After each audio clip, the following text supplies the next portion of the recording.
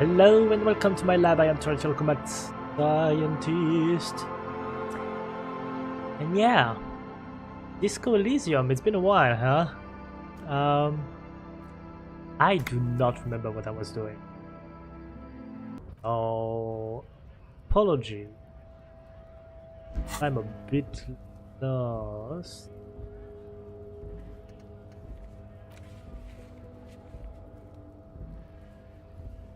So,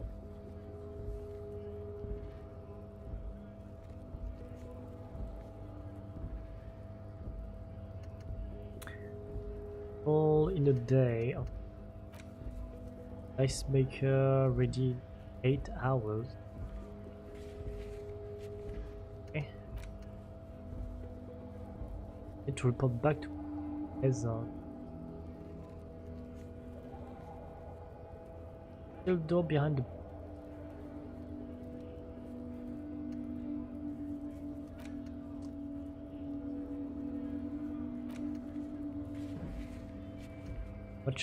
Wash off the deaths.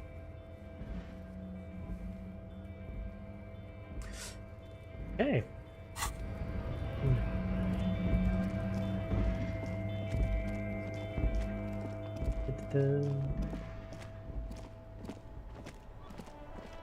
Bookstore was that way.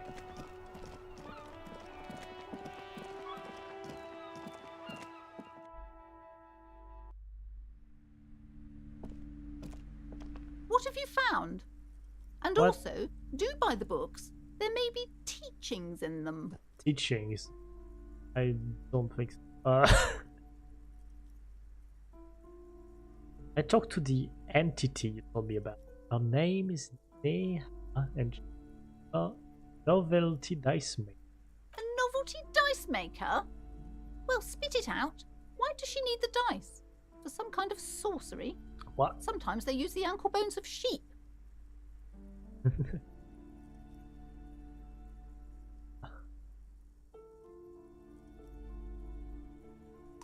Not a sorceress or some malicious entity. She's a businesswoman like you. I don't understand. If it's not her, then where is the source of the doom? How did she explain the curse? Looks perplexed. The narrative she's built herself, it does need tearing down. Well, She's squeezing on the pendant too tight. A drop of blood in her palm. To hell with it. Perchance you ought to just lie, sire. why would I lie?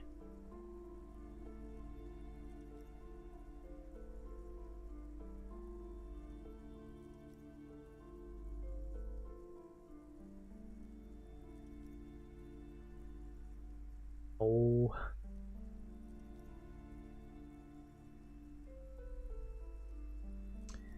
Da-da-da-da-da-da. But I'm just gonna say that she says there is no curse because there are too many inconsistencies. Too many inconsistencies. What kind of talk is that? Woman scoffs at you with an audible snort. Just you're one of those inconsistencies.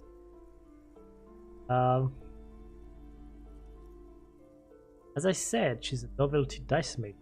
Her business has been up and running for a long time now.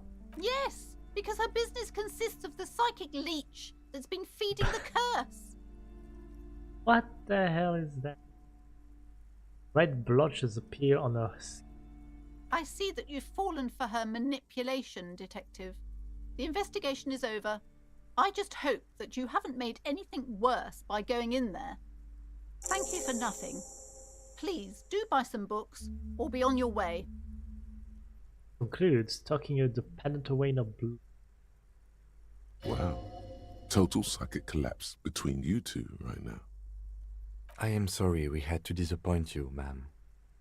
Can we go now? Yeah, well, for now, book peddler. I got the skill point.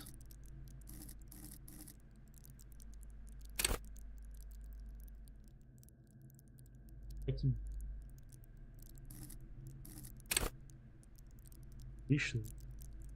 Vision might be a good one.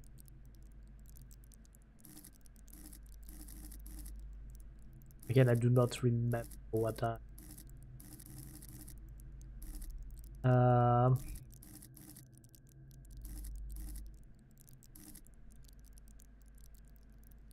Yeah, volition's a bit too low.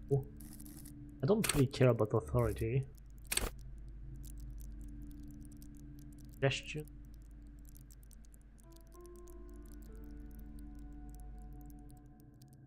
I got -1.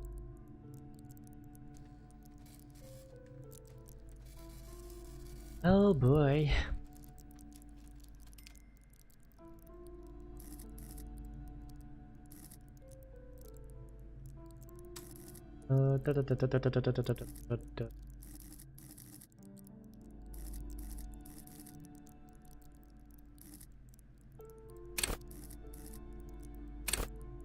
I'll take that.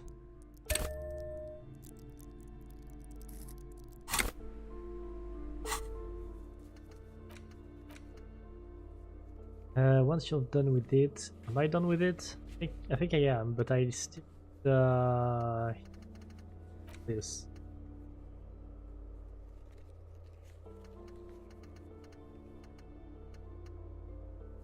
What? This. Sit apartment 28 sometime after 21.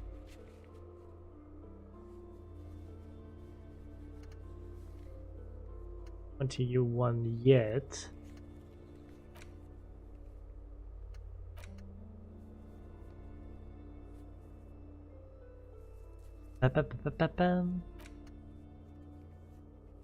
Door is behind the greenhouse in the yard. Basement door.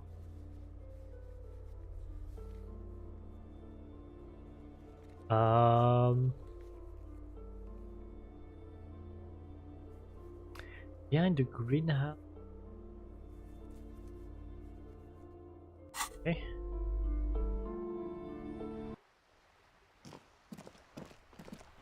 Now where is it? Not remember.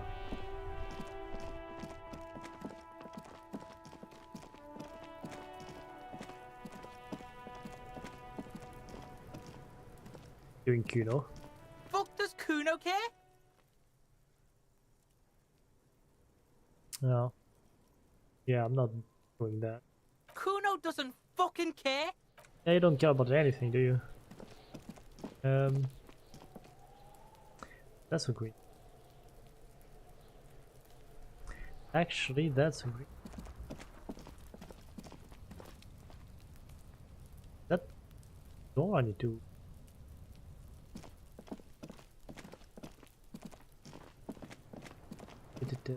How did I get behind last time?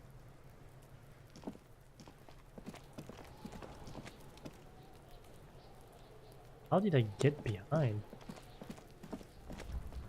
How did I get behind?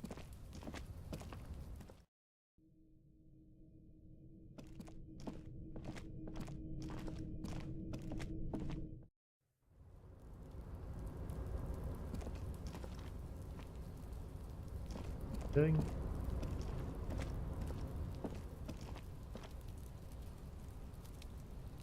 Yes, but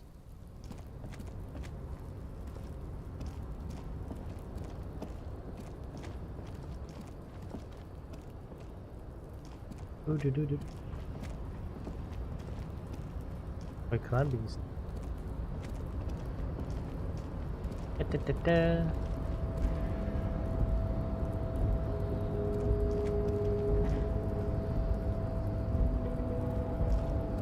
Oh boy.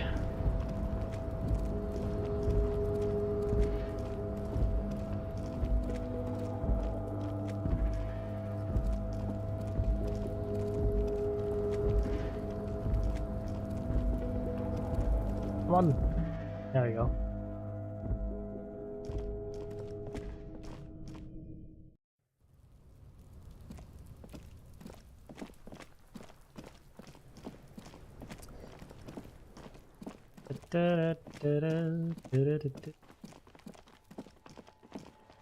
They go for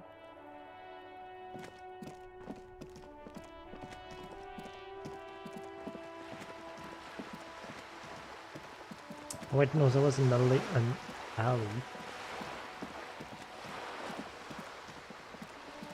Yeah. There it is. I'm behind now.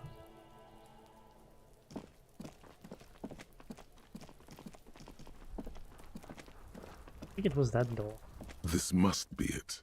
The basement door is weather-worn. The copper nails holding the upholstery in place have turned green from sea air, and there's a knocker shaped like a lion's head. Press your ear against the door. The leather upholstery is worn and rough against your jaw. You don't hear any movement. In fact, it's oddly silent in the yard around you. No birds chirp. Carefully knock. You knock silently. The upholstery muffles the sound. No response comes from the apartment. I guess no one is in? Lieutenant, what is your opinion of this task we're undertaking? Let's be honest. This isn't what I joined the RCM for, but every day tells you something new about yourself. The lieutenant replies, still inspecting the padded door. Apparently, working with the local union boss to get info on an investigation is not something I'm squeamish about. So you don't mind if I unlock the door? I mind that the local thug is using the RCM for his busy work. But if this gets us to the bottom of this hanging, then I'm willing to look over it. Yeah, I'm not comfortable about it though. On the other hand, we could just leave and tell Evrart we opened the door. No one seems to be tailing us to see if we actually did it. Lightwave route, that's also an option. Yes, presenting a fabrication is known to get results here and there. You took this task. You make the call. The door is right here. You can just open it and be done with this. I don't know, what's behind this door? Can I lock it again after? Like, I just go inside, see what's there, then lock it again.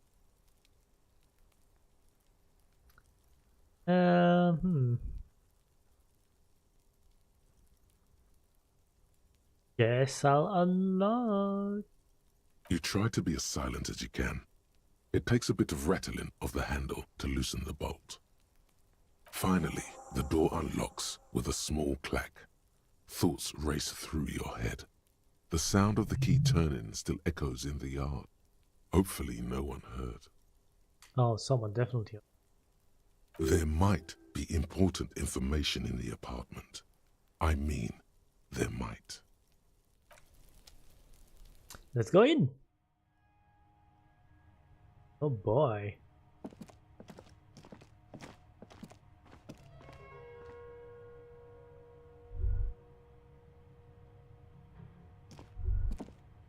A row of mugs sits on the shelf.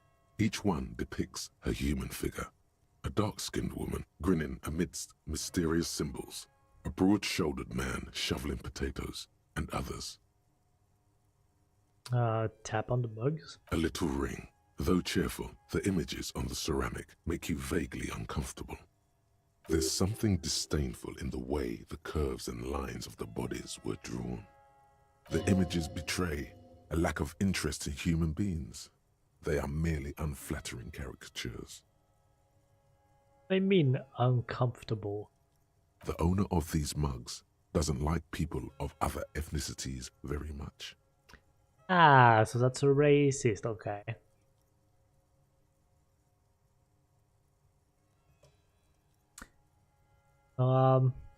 Typical asshole. This person is unhappy. The lieutenant picks up one of the mugs, then puts it back down with a look of disdain. I'm beginning to feel better about breaking into this man's apartment. Yeah, I kind of feel better about it too. Whip out your yellow man mug and compare. That is a good point. Yes, your broken mug friend would feel very much at home here. The same humor, the same mocking lines. There's the missing tin soldier. Whoever lives here might have used the Whirling's container to dump his trash. Oh, so that's a suspect now. And now they've drawn the ire of the Union. The plot thickens, as they say. An interesting little clue. Let's see where this goes. Clues have a way of magically connecting to other clues down the road. Yes. Perhaps you should break into apartments more often. Maybe not. Do you really think it's the same person who put the dead man's clothes in the trash? Who knows? I'm not expecting too much from these clothes in the trash lead either way. It might turn out to be some random local matter, but still, a nice coincidence. I don't believe in coincidences. You could ask Everard who this person is once you're done here. I could. Smell of disinfectant in the room. Smells like chemical.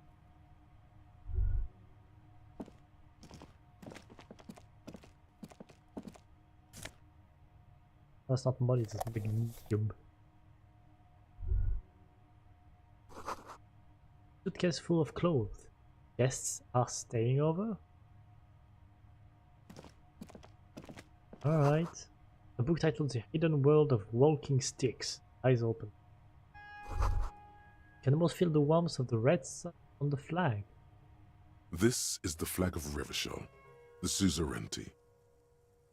The suzerainty? With the sun. This isn't just one sun, but there are little suns dancing around the big sun. This is the sevenfold sun miracle. What's the sevenfold sun miracle? It's an optical atmospheric anomaly the first settlers saw. Happens in cold weather. 6 small suns around the big one. This complex halo phenomena is how old Revachol got its flag. Oh, that's interesting. Bow down before the flag, no? Lieutenant, the old flag of the suzerain. Mm-hmm. The tenant is an old-fashioned guy. Yeah, I guess you could say. Gonna bow down. Bow. The flag doesn't seem to mind. It's just a colourful fabric with a sun sewn onto it. Like all feudal flags, it looks like a children's drawing. Wow. Way to insult a flag. Whoever lives here admires fair-haired fantasy heroes with big muscles.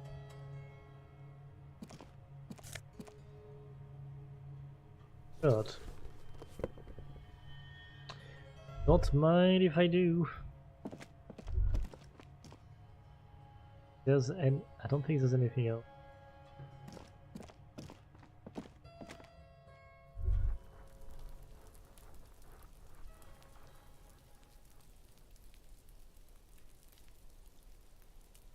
I'm gonna do this. There we go. Master Investigator, you just can't keep yourself away from locked and hidden places, can you? I mean, it is my duty as a cop to investigate every square inch of this world. Attaboy, the world's secrets were made for you. They wait patiently for you to uncover them. Hell yeah. What thought did I just get? The Shamrock Shuffle.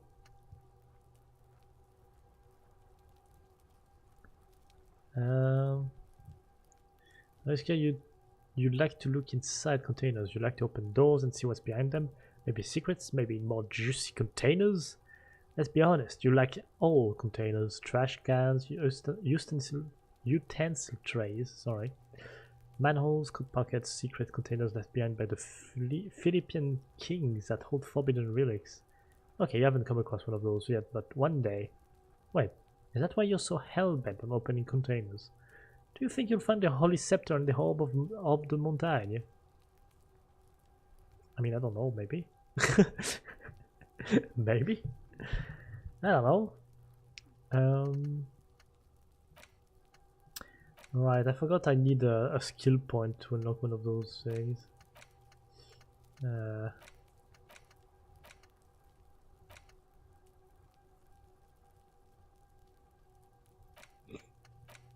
Or to forget one of those things.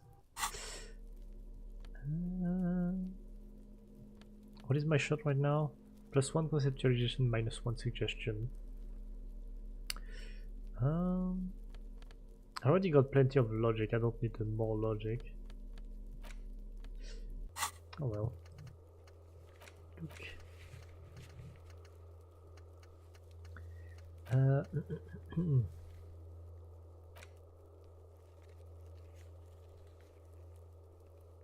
Oh yeah, I wanted to give them back their bull. Because I think I had the one in my inventory. Inventory, I said. Yep, there you go.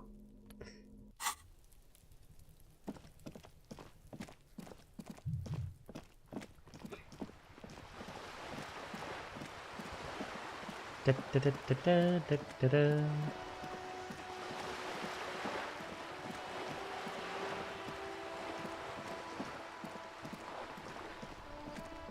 Oh, hello there. Shit said nothing to me. Sure. Hello, my dear sir. You're still waiting for a replacement for the bull you sent sinking. I found you guys a new bull. Hold on the ball. What is this? Are you mocking us? This isn't for pétanque. Isn't it? Now, no need to get angry again, René. I'm sure the officer tried his best. It's not like there's a bull kiosk here in Martinez. I'm very sorry, it's the best I could find. The best, huh?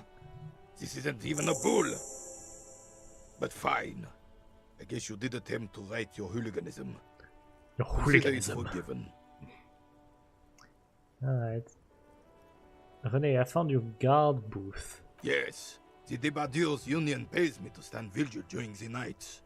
Not out of any political allegiance, mind you. I'm an old man. Don't sleep more than a few hours every night anyway, and money is tight. Mm-hmm.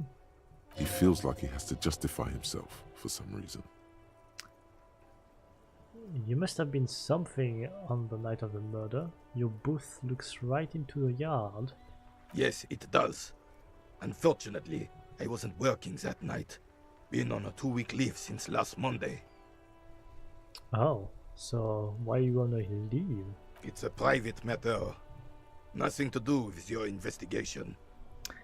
You see, Fine. officer, René is the kind of man would rather die than admit he needs medical assistance or, God forbid, sick it. A real man's man is just gonna ride it out. To be honest, I'd do the same. I don't really go to the doctor often. I'm fine, goddammit. Mind your own business. It's nothing. Just got to cut back on coffee. I don't think that's coffee, man. So, who was working your shift that night? No one. The boss has been unmanned since last Monday. There's no other guard. It's just me. Uh-huh. No one has been guarding the container yard since last Monday. Yes. It's not actually an issue. I mean... Look, officer, the container yard doesn't actually need a guardsman. Never had one before, René. Monsieur Claire had that booth built specially for him. It's mostly decorative. What do you mean decorative? Mostly decorative? The possibility of someone being in there is enough to discourage any ill-minded individuals. He tries to argue. Yeah, I don't think that's working. Evrard created this job for René because he knows the Royal Carabiniers' pension of honor and PTSD isn't something a man can live off. A decorated Kingsman collecting tear reflects bad on the whole neighborhood. His words. Okay. What am I gonna say here? Everyone gets it because I can't.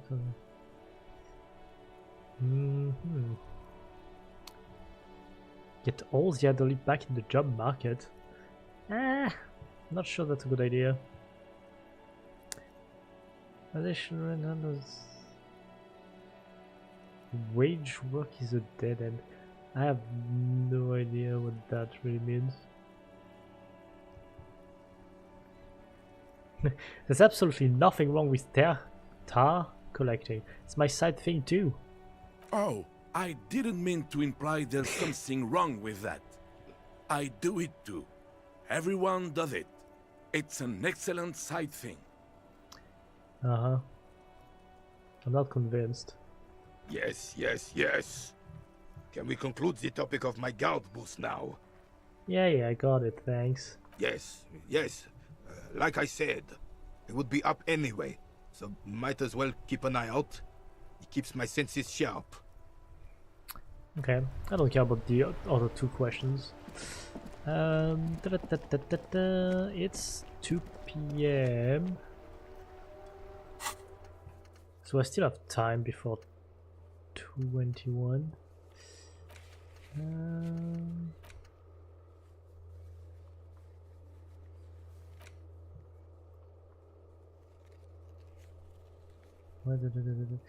Did I get my badge?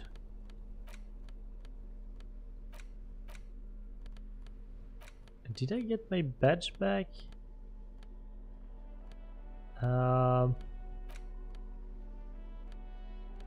Again, pry bar.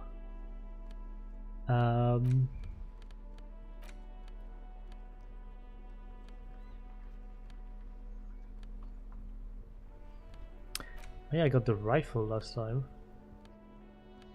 And written note from the fridge. What was that?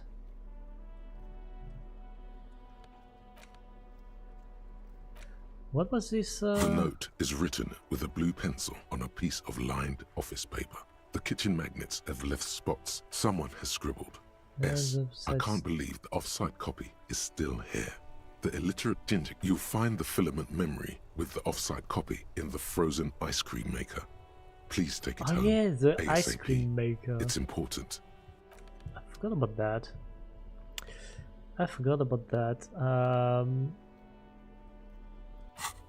Okay. Oh yeah, I didn't see that.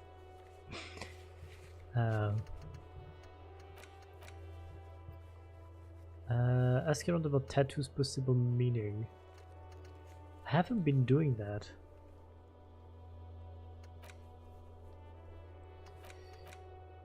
Find a way to the secret passage. I still don't know how.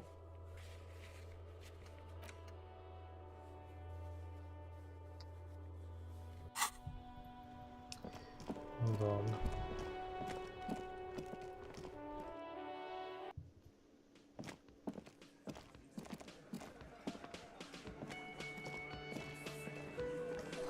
It's a ball. There's spit in it, reeking of tobacco. You see hawthorn bushes outside. Photos of men in overalls toting guns and union placards. This is where you say your bed. Okay. A broad-shouldered man points at you with a beer can. Detective. The lieutenant acknowledges you with a sharp note. He's leaving it to you.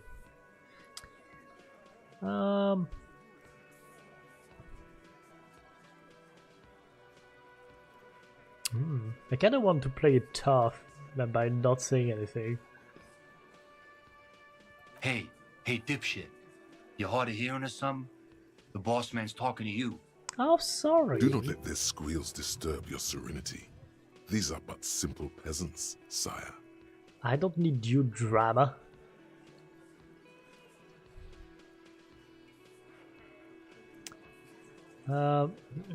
We need to talk about the man hanged out back. Oh, this is about him. A real looker, that one. I like this accent. I don't know why. You sure took your time, huh? Waited for him to get real ripe and pretty for you. Oh, he was a real pretty boy. Hanging up there, letting out that pretty boy smell. The pretty boy smell. Sure. I can't for the life of me understand why you did it. I mean, I would have just left him up there. You must really like cleaning up other people's shit. You might want to start asking your questions now. It's not going to get better than this. Thank you, Elizabeth. Do a head count first. Connect these men to the tracks you saw in the yard. Chances are they're going to match. Okay. Scan the room then. Starting from the right. Boot size 44. Blonde man. In his 30s. Overbearingly masculine. Sitting on his right. Standard working boots. Size 45 or 46. Eldest in the room. Probably mid-50s. Smoker. Quiet. Across at the other table. Hobnailed working boots. Size 43. Gang tattoos. Mesk or Sarah Mauritian. In his late 30s. Early 40s. A symmetric burn on his neck. Resembling the letters loss loss. Has he tried to burn it off? Leave that life behind? That's interesting. And then, standard working boot. Steel reinforced toes. Size 46. The big dick. Wide at the shoulders and lean at the hips. Rugby cap. Fingerless gloves. And numerous scars. A little under 40. The emblem on his vest says Rowing Club. A little patch below it reads T. Hardy, Captain. Captain? In the far corner, standard working boot, steel reinforced toes, size 44, 40-something, non-alcoholic beverage in hand. You squint. Is that a plectrum? And the little guy? Size 41, with the light step. Not a child, after all. An older man with a rat face, mean, watery eyes, and 2 front teeth missing. In the middle, heaving and wheezing. Big guy, boot size 46, deep marks. Probably carried the victim over. He, alone, is 130 kilos. Add the man in armor, and you could easily exceed 220. Oh boy. In conclusion, these 7 are the actors on the crime scene. The footprints were theirs, but there's a discrepancy. Oh, one of them is missing. The odd soul. Exactly. You've stood there for about 4 seconds, not saying anything. Hit them with questions. Where's the 8th Hardy? The fuck is with you, fella? Titus is staring at you with his head tilted.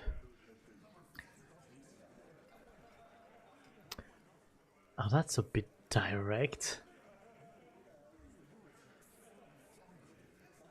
That is direct too, actually.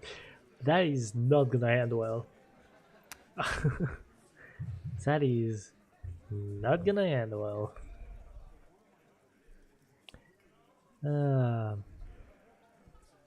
Yes, I'm gonna say that. I found 8 sets of footprints, but there's only 7 of you. Where's the 8th Hardy boy? What are you talking about, madman? There's no 8th Hardy boy. There's 7 of us and we're all here. Okay. Or what? You want to be the 8th Hardy boy? We ain't hiring. We ain't hiring, okay. Actually, boss, we've been talking and we think she could maybe... Oh? She? So there's an 8th Hardy, and it's a Hardy girl? Who might it be? Elizabeth? Elizabeth? Shut the fuck up, Glenn! I do the talking here. Now what the fuck do you want, cop? I just want to solve a murder, that's all. It has to be good, if he won't let you pursue it. Looks like the lieutenant thinks so too. So let me get this straight. There is an 8th Hardy boy. It's a she, and you don't like us talking about her? Damn. That's right. We're not talking about this. This is a private Hardy Boys matter. Nothing to do with your shit. End. He points at the lieutenant. You're not cops here. Don't go digging around if you don't want a bullet in the back of your head. I'm watching you. Good. Oh boy. We are all watching each other. Officer, your question. There's no point in pushing it further, he thinks. This is already a victory. We'll learn more about this 8th Hardy sooner or later. Yeah, probably. I'm going to take off now.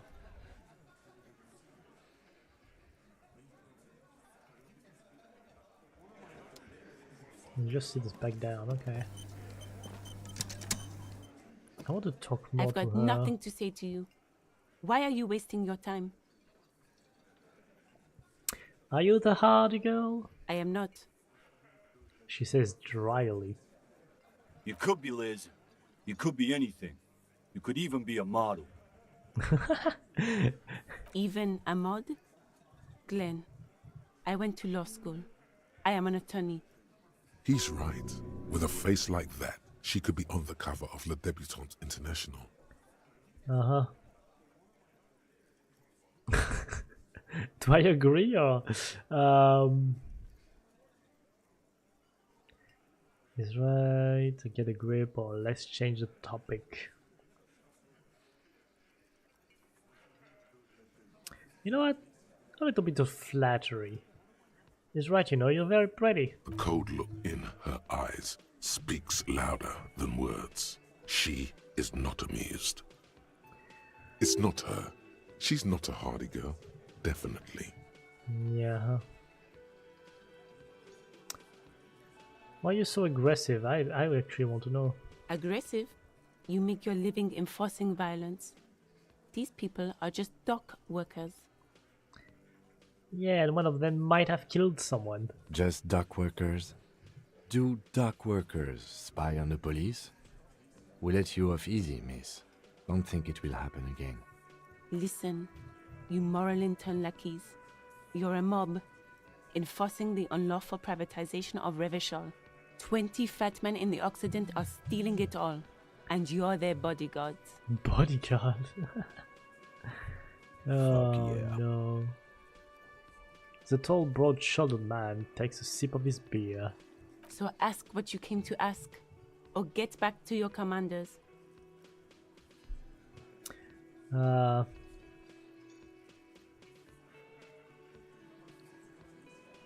I do not like any of those questions, so I'm not gonna ask them.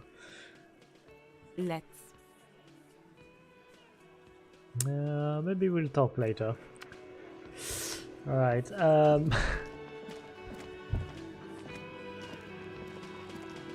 The man ponders his cooking utensils and gives you a little nod, acknowledging your presence.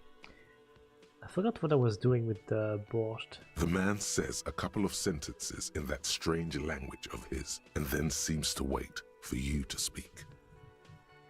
Yes. Borscht need more vodka? Yeah. Okay, Yeah. so it's vodka that keeps the men happy and in good spirits. More vodka. Clever move by the Union. Of course, vodka. Now that makes a very, very special borscht indeed. Turn it up and then ask for some yourself. Turning it up seems like a dangerous idea, honestly. The place is a powder keg. Alright. No vodka! Cut The it! cook gives you a long, disappointed look, then turns the stove off and seems to wait for you to speak. Do you know what's behind the door? He looks up at you, then looks away quickly, shrugging and muttering something to himself. Shrugging is an international sign for, no, I don't know what's behind that door. Yeah. I'm afraid so. I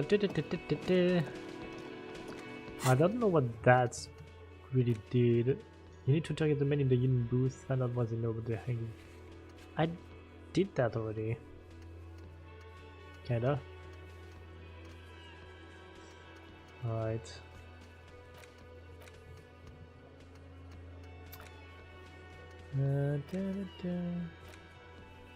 I guess I'll just go back to Everett. I don't really know what to do next.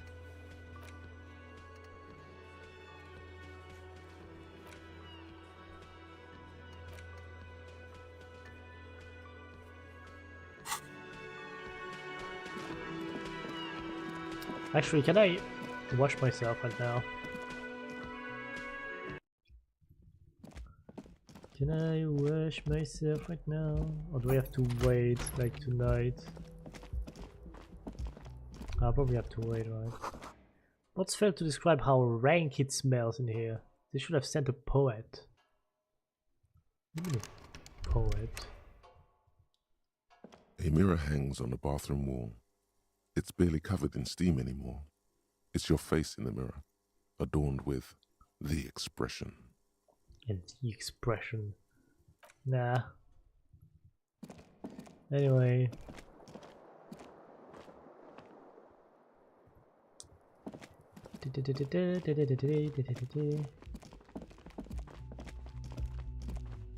Wait, I wanted to do something. I forgot what I wanted to do. Alright. It's okay. Everything's fine. I'll just go back to Everard.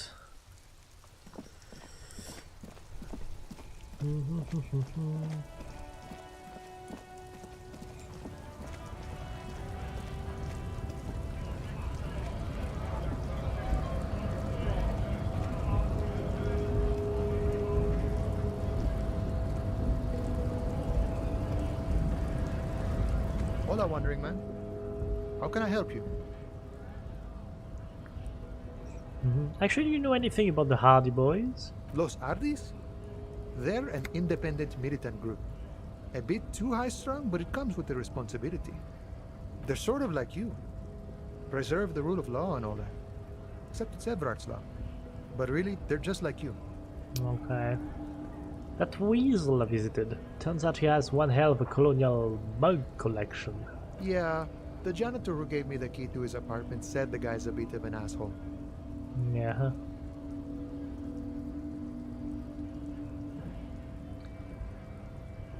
See how we're all busy concentrating on the racist mugs? That's what the ruling class wants. That's not an answer.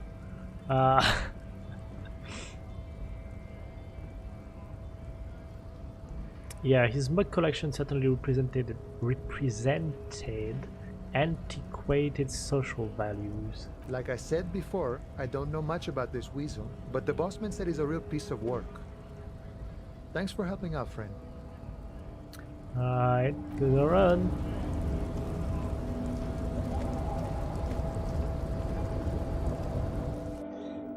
Gotta run. Ooh. A giant ass print on the pillow and a pattern of coffee rings on the armrest.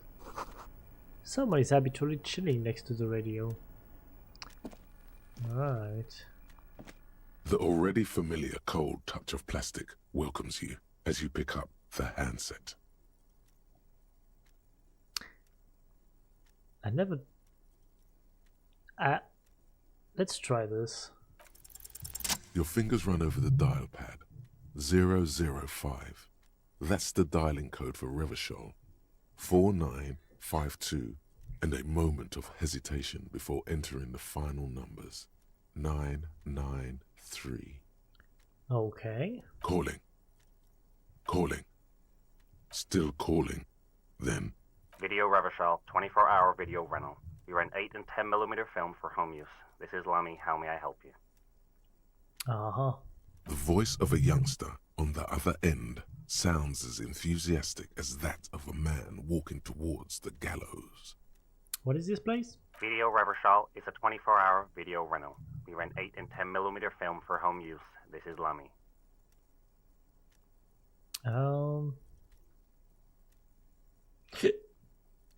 No, I meant, what is this place to me? Sir, I don't know. It's a video rental. Maybe you rent videos here. Do you know me? No. No. What did I call you? Maybe you called to extend your rental period? Do you need to extend your rental period? My name is Harry Dubois. Do you have anything on my name? Let me fire up the machine. Dubois. Dubois. Here we are. You haven't rented anything in 5 years, but you still have a copy of Blue Ocean Hell from November 46. Whoa, not a fun film, that one. Not a fun film. What kind of a film is that? It's not an easy watch. After the death of his daughter and subsequent divorce, Ziemsk immigrant Egidius Wojcik tries to come to terms with the onset of dementia. What is that? No wonder no one's been missing it. Still, it would be great if you could return it to us. We're on the corner of Voyager and Main.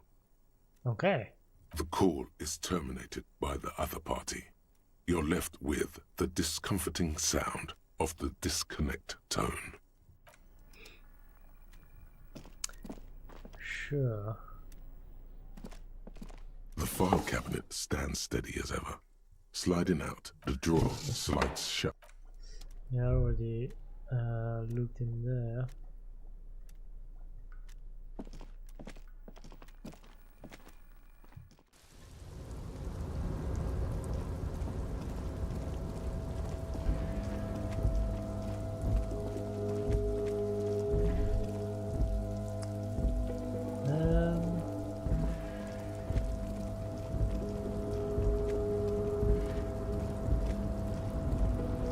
I have to remember where I'm supposed to go.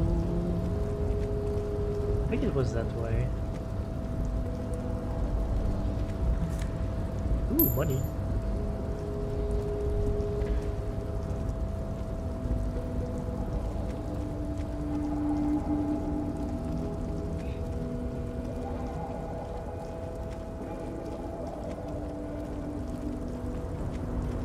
Oh, hello there. Mister, I knew you'd be back to talk with old Leo here. Yes, I did. Yes, I did. It's like Lady Larice said when she opened a bathhouse in the basement of my apartment building. They can only get so far before they're aching to get back. And lots of folk really did keep coming back. I had some question for you if that's not too much trouble. No trouble at all, mister. No trouble at all. It's like that old saying goes, wisdom withers if not shared. And old Leo is always up for sharing. You're Ubi, right? Oh yes, born and raised in Ariash, mister. Mum had to leave my dad after he got a bit violent. Took us here to the new world. I was about 10 then. Too old to lose my accent then. People say us Ubis are up to all sorts of trouble with sheep and other animals and whatnot. What? I just want you to know there was never any of that where I come from. No sir, those are just nasty rumours. Yeah, there's always nasty rumors. Thank you for clarifying that, sir. There's nothing to actually say to him, so let's go. So, here I am.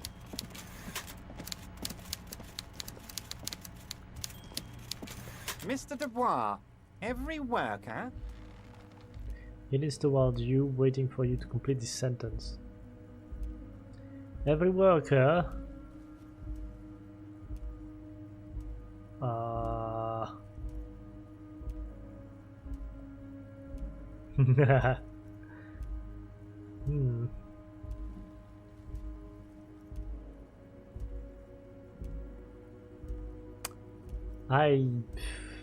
I don't know what to answer. Is an organ integrated state organism of war? No. I'm just gonna say a member of the board. That's right, Mr. Dubois. I see the socialist democratic fervor now burns in your heart too. How can I help you today? Oh,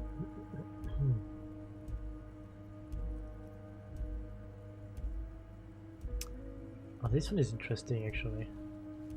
It turns out the strikers were being served an alcoholic brew. I stopped this madness. I don't know what that means, Harry, but I love it. What do you mean you I don't know love your what it means? initiative. Knowing you're out there keeping things running lets me focus on the big picture stuff. Don't even tell me what was going on. Alcoholic brew?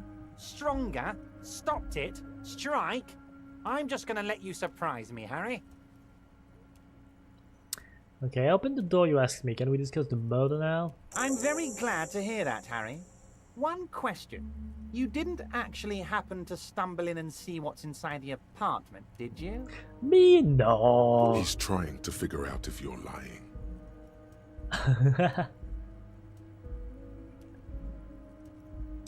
I may have gone inside and seen a collection of racist mugs. Just as I thought. Culturally antiquated mug collection. What a weasel. Pissing on Everart's Rainbow Coalition. He was testing you, and you succeeded. Yeah. Now let's get down to brass tacks. It's time for men like me and you to figure out who's killed who and why. Real police work is gonna start happening now. I promise you, Harry, this is gonna be good. Okay. So, I'm not gonna say that. I think I shouldn't reveal that information to this guy. Anyway, you said the lynching and the strike are related. How? By now, I'm sure you've figured out who the dead man was working for. The bad guys. Wild Pines. Sent to scare us. Another violent measure of the top hats against us flatcaps. What do you mean?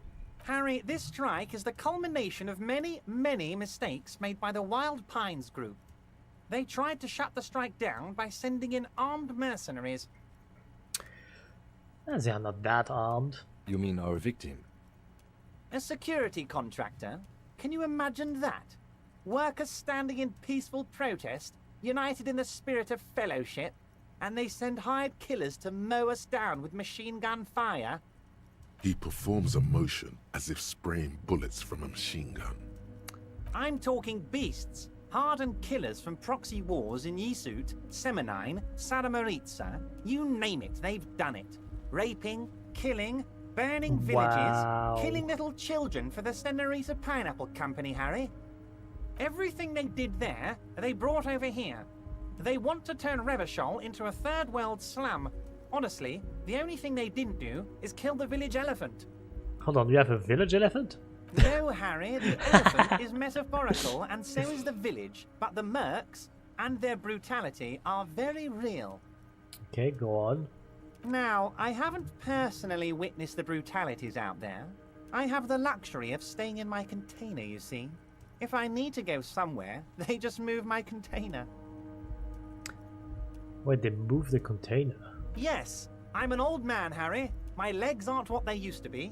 They lift my office with that big crane. It's actually very fun. You should try it. I think I will. But enough about me and my fun container. The killers the company hired, I think there were 3 of them, all hardened commando types. I do not believe that. One of them got downright suicidal, getting drunk, violent, a little rapey. Even their own negotiator couldn't control him. That's your boy, the one who likes hanging out and trees. Who likes hanging out in trees? Who is he talking about? By negotiator, you mean Joyce? Harry, what you need to realize is, we dock workers are not pushovers. We got grit, Harry. This whole neighborhood does. Push us hard enough and we push back. And when we do, we push to kill. We push to kill. Who exactly did the pushing? There's a militant wing inside the Union.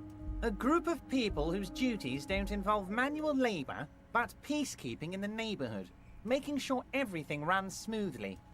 That sounds a bit like organized crime. A little bit. They're like you guys. Idealistic people who want to make sure bad things don't happen. And if they already have, well, punishment must follow.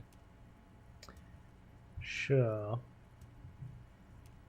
Again, that sounds like organized crime. So these idealists killed our victim?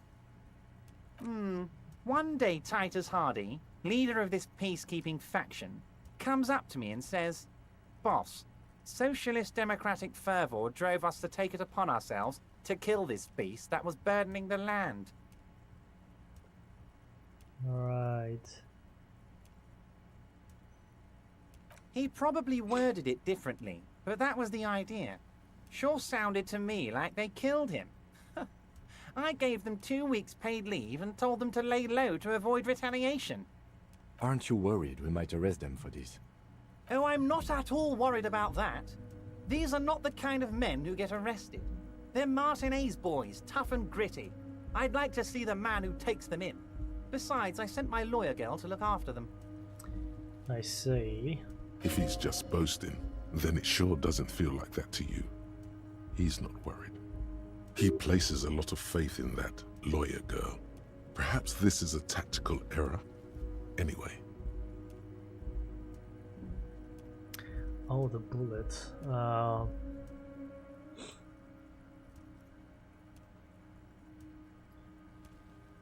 How do you know the mercenaries were hired by the shipping company? How do I know? Let me tell you about these people. That's their MO. It's what they do. Last winter, some poor workers in Terminal E went on a little strike. The company sent in Sediment, a security contractor. The strike was over the workers' right to wear protective footwear, Harry. These guys turn up and start beating people. Tell you what, Harry, I wouldn't be surprised if we got the same mercenary company after a little rebranding. And I'm sure as hell not surprised to see an army of scabs under my gates. Uh-huh. So you believe the scabs were organized by the security contractor?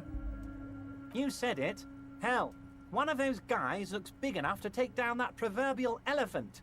Boys like that don't just happen to show up during strikes.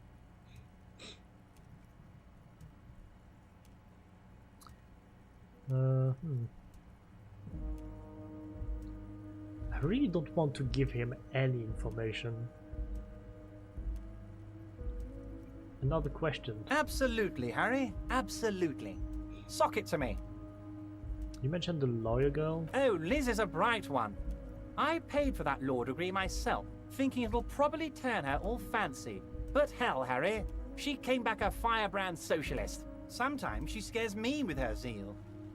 Tell me about Titus Hardy and his crew. Oh, they are simply fine young men, all 7 of them. Exemplary union members, always working to advance their position in the local socialist democratic movement. Core members. Yeah. Old Theo used to run them, but things really kicked into gear when Titus took the reins and named the group after himself. Gotta love his initiative. Interesting. Who's second in command? They're almost all of them great guys, born leaders. Whatever happened, I'm sure they only had the best interests of Martinez and Revachol in mind. I do not believe that either. Work with them. Hell, interview them. But don't fight them. They really are just like you. Men who like beer, women, and some order on the streets. Efrat, I met these Hardys. Can you ask them to cooperate with me? But of course! It's the least I can do for my good friend Harry. I'll do it right after we've concluded this talk. You can now go and tell Titus about this. See what he has to say. Also, Harry, here's 5 real. What? Wait, why are you giving it to me? I'm not giving you anything. I'm just holding out 5 real. I don't need it, I only wanted you to help me with the Hardy Boys. Oh, I wasn't offering it to you, just holding it out there. But I'm willing to share information. Was there anything else?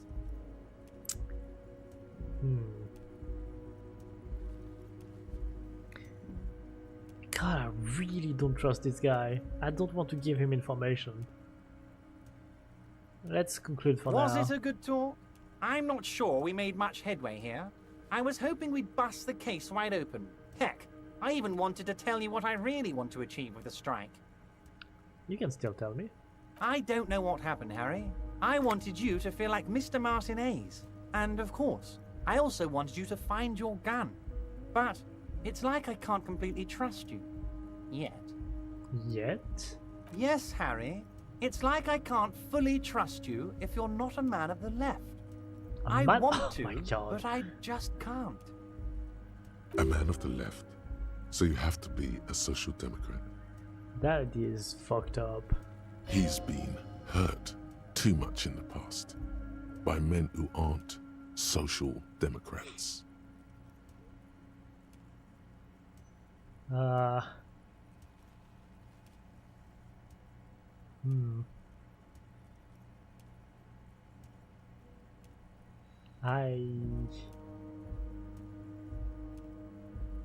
Yeah, fuck it. You're right not to trust me. I take care of me.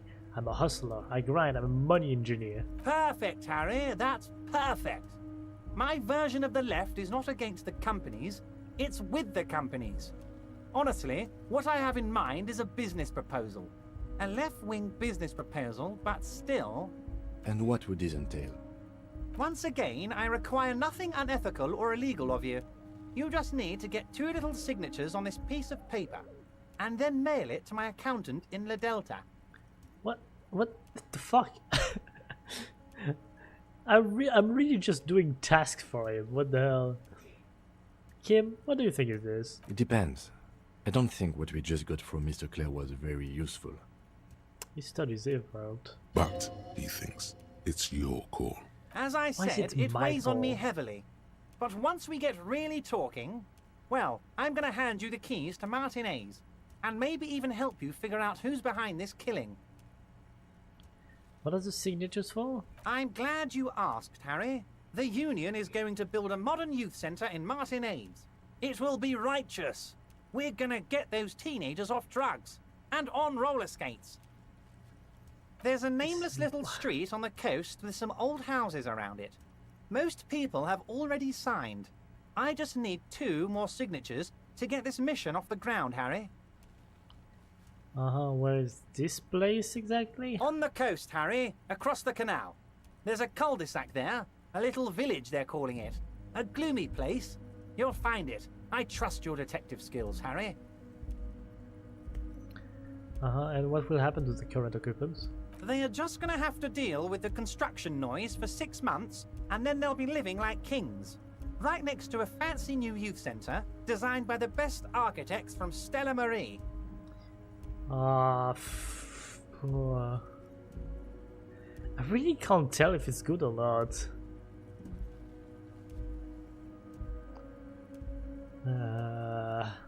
Also, I could accept the task and never do it, but I don't think this game will allow me to.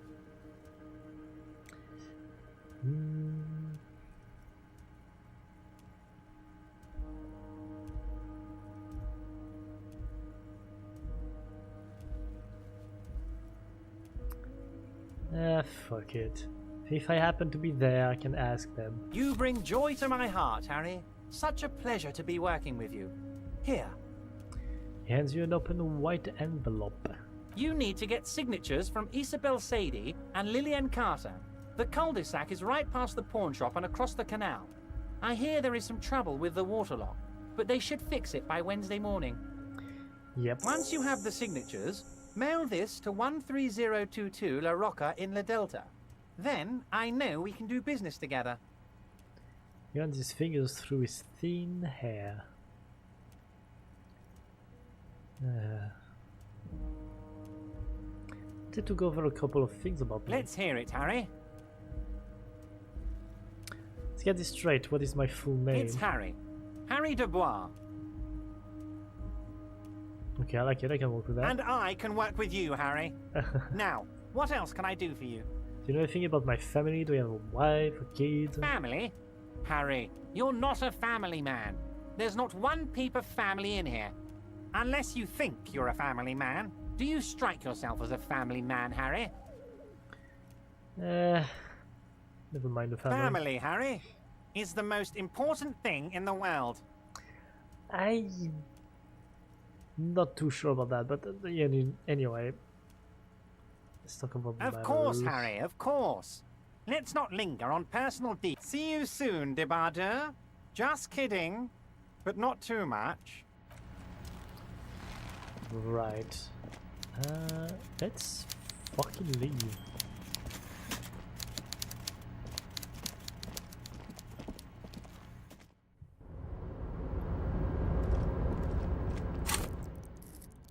Also, I got a point, so I can unlock one of those. Alright. Now, what will I put in there?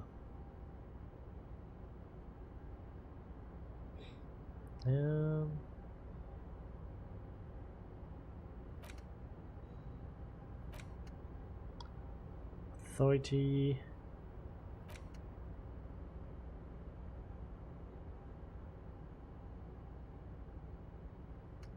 Anti-objects task force. Containers and everything. I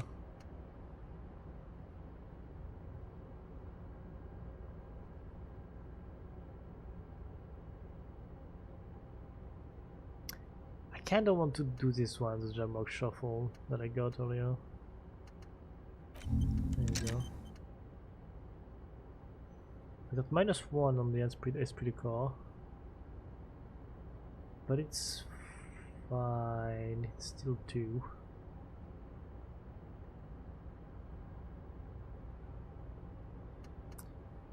Okay. I'll go back to the whirling in rays.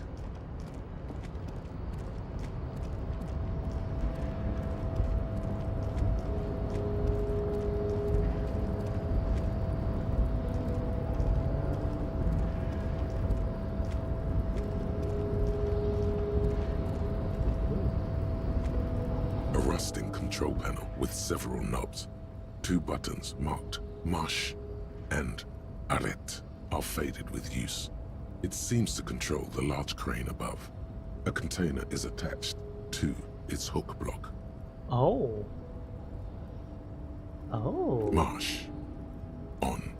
Arrête. Off. Let's push a button. With a loud grind, the crane shifts overhead, moving a massive metal container through the air.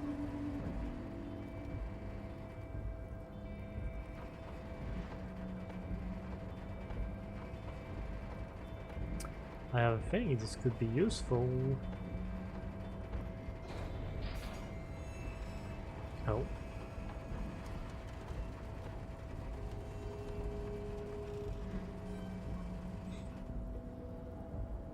And with a surprisingly quiet thunk, the crane places the container down.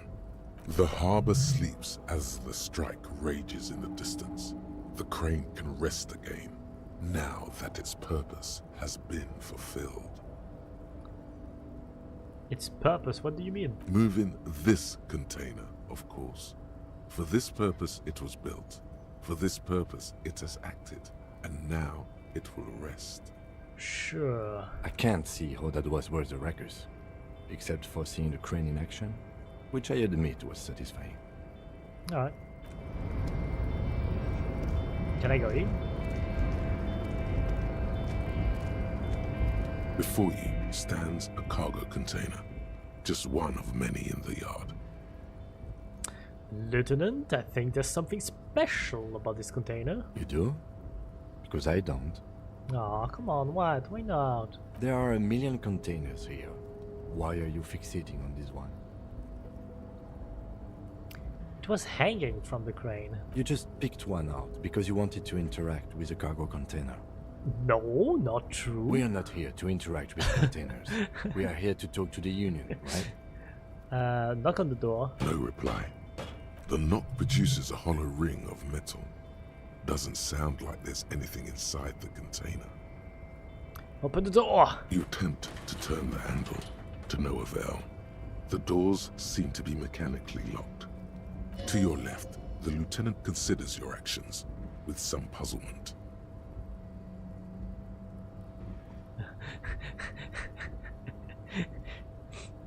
I can persuade the door to open with a very low chance. Nothing more to do here for now, I guess.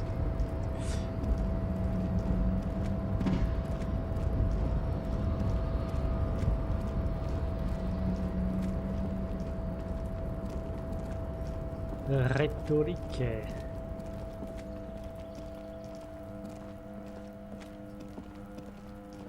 This is the night watchman's booth. The name on the door reads, René Arnaud. Have a seat. Rest. The chair is not as austere as the rest of the booth. A thin grey pillow is attached to the seat, secured to the stiles by black ribbons. Search for a little something to help you out? No. Breathe deep. Stale air floods through your nostrils. Not a single mote of dust floats inside your lungs, though. The inside of the booth is immaculate. Okay, now that's weird. Because it said that nobody has been guarding for the last week. There should be a little bit of dust. Search for little something. The drawers are empty, save for old timesheets and receipts. One small box, however, does hold some cheap painkillers. They are slightly out of date. Read the side effects. Oh boy, where to start? Elevated risk of dementia, mini strokes, prophet's disease, sudden death, hair death, erectile malfunction, critical flatulence, watery blood, black mucus, uncontrollable weeping, increased sensitivity to la opera, inoperable joint disorder, total spinal collapse. That doesn't seem real. Maybe this was a bad idea. I'll just get up. I don't need those. You stand and exit the booth. Anyway.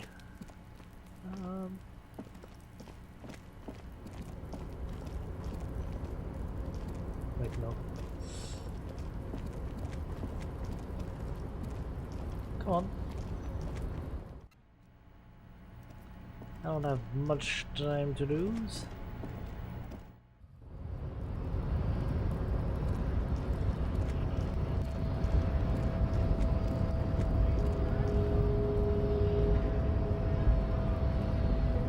I thought this guy was here.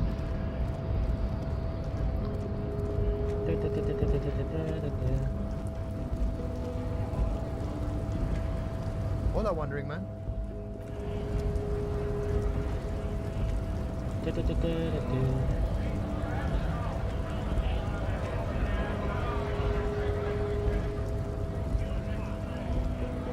Right to work! Right to work! Shame on you! They all seem tired.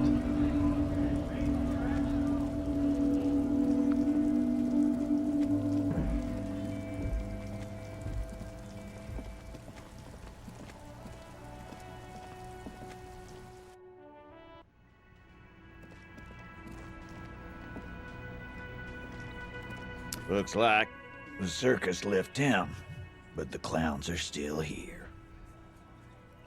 Titus does not look particularly happy to see you. I didn't think it would. The man hanging in the backyard, did you do it? No. Yeah, I'll still... The pretty boy. You guys really love talking about that pretty boy. Ah, pretty boy. Funny. But my partner and I have a serious matter to discuss with you. Uh-huh. We have spoken to the head of the union. Evrard? Yes, him. And what did he tell you? That we killed him? That we took a cargo belt from the harbor, went out back, and used it to hang him? Because we did. All of us together. I hope he told the story straight. I hope he told it well. Uh-huh. Aha, so you just confessed to murder? Goddamn right. No. These 7 honest men have equally come forth. They told you what happened, so that you don't waste any more of your time. Sure. But who called the shots last night? Are you deaf? Oh, that night. There will be no singling anyone out. You can't arrest a Hardy Boy without arresting all Hardy Boys. See, I don't think that's how this will work. Do you think you could do that? Do you think you could arrest them all? A shadow of a smirk passes her lips as she tilts her head.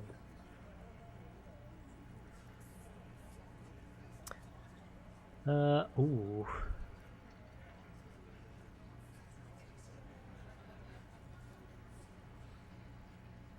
I don't have to. One of them was more complicit than others. That's for the courts in Les Jardins to decide. Not for the officer making an arrest. Which we all know you won't be. What you can do right now is go back to your station and write a report. No. We'll stay here and discuss what happened that night. Uh-huh. So you murdered him, just like that. No remorse? How many people have you sent to the Shays? Ever felt remorse for them? Chaise électrique is the Yeah, I method know what of it capital is. punishment in Revachol under the coalition. During the Electric suzerain's chair. reign, it used to be the firing squad. Or send them to Reunion to rot. For 20 years. For life. He says it as if it were worse than dying. You know what? It might be.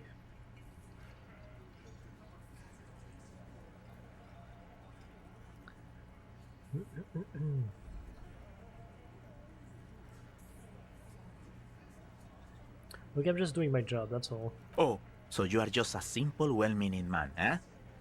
Ever been in solitary? Prison is a charter. That's what it is. He's clearly been in solitary confinement, and at a young age, nonetheless. Must be tough. So he's hanging a man, slowly, without breaking his neck. Yeah. When did this You hanging don't have incident to keep occur? answering his questions. Fixer turns to remind Titus. I know, Lizzie. Relax. We killed him last Sunday night. Seemed like a good way to end the week. How long had you known the victim? Known him? We don't associate with scum like that, asshole. Yeah! Who do you think we are? Quiet. He came around about 3 weeks ago when that Pines cow first sailed into town. Happy?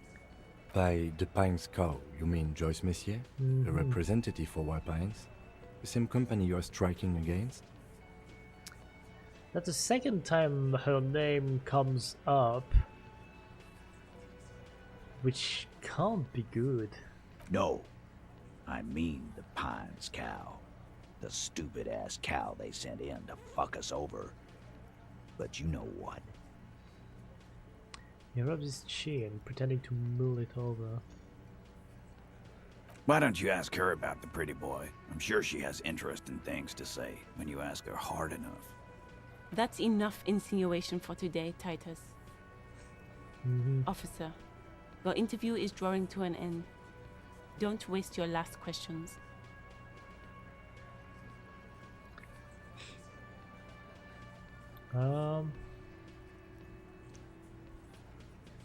How does the bullet in his head factor into this? Huh? A sip of beer makes the surprise go down easier. There was a bullet in the dead man's brain. Why was it there if you hanged him? How the fuck do I know? Anyone could have shot him. Target practice, maybe. Another sip. He's tight-lipped suddenly. Interesting, sire. It's as if he's lying to protect someone. He's not very good at it. This line of questioning is over. You got the cause of death already? Hanging. If there's any post-mortem trauma, it's your problem. That's This not will not turn post-mortem. into a cross-examination. That's not post-mortem.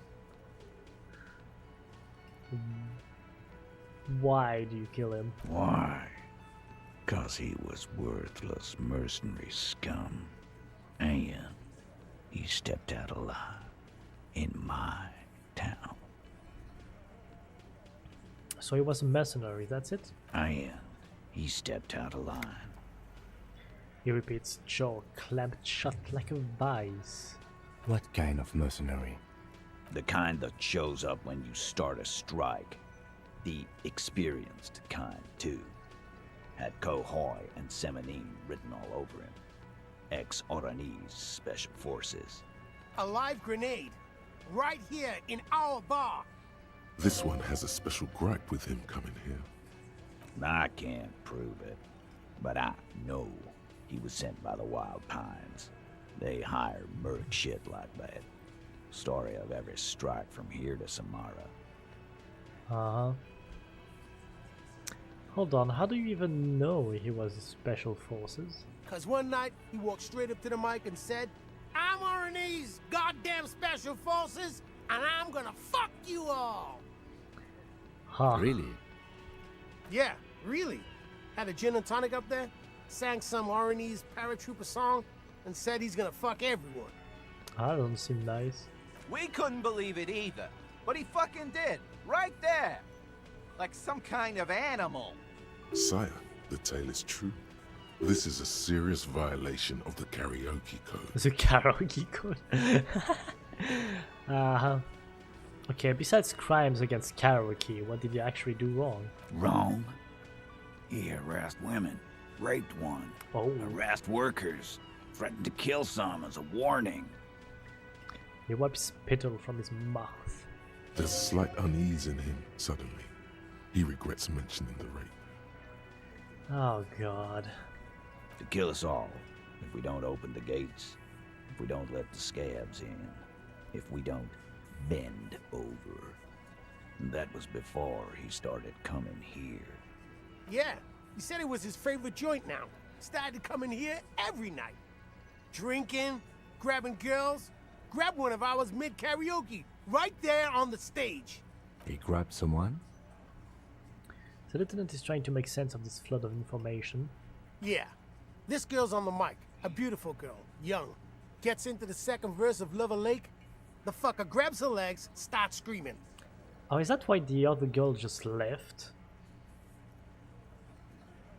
Like the girl that was at the bar.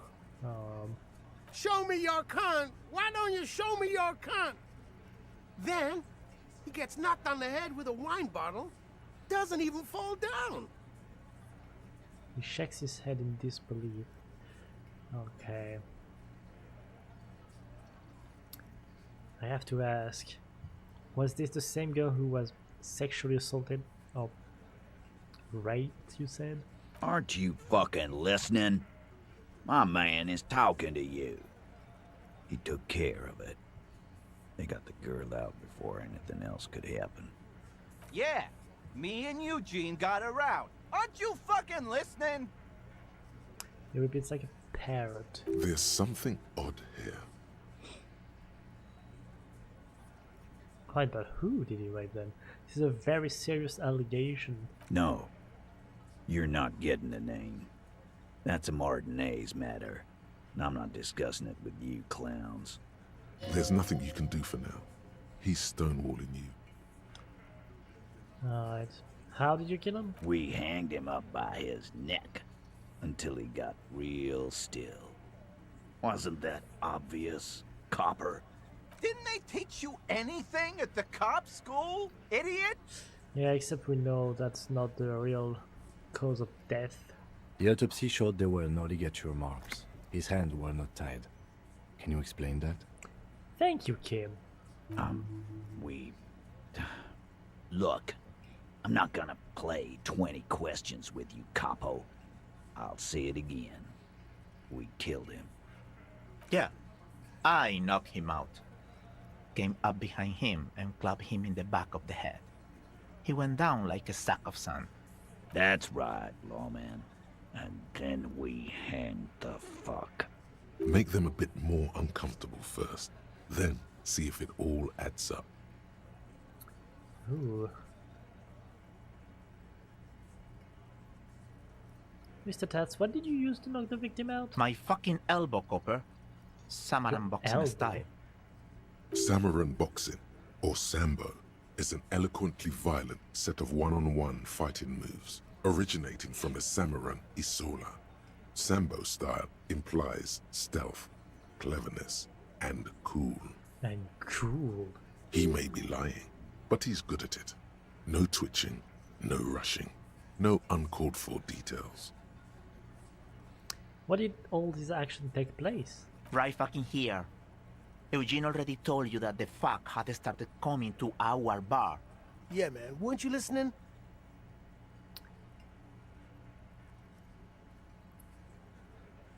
Oh god, I don't want to fuck up this one.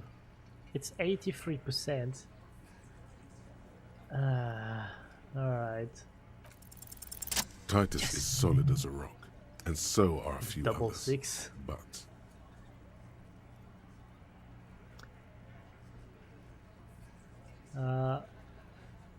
okay, first tell me who's solid. Elaine, who looks like he might be Titus's right-hand man, the least antsy of the bunch. Definitely not his first time being questioned by the police. Alright. This little rat-faced fellow is solid, too. Always fidgety, yes, but no change there. Him neither. Mostly keeps to his tomato juice, or whatever he's got there. Who's cracking under the pressure?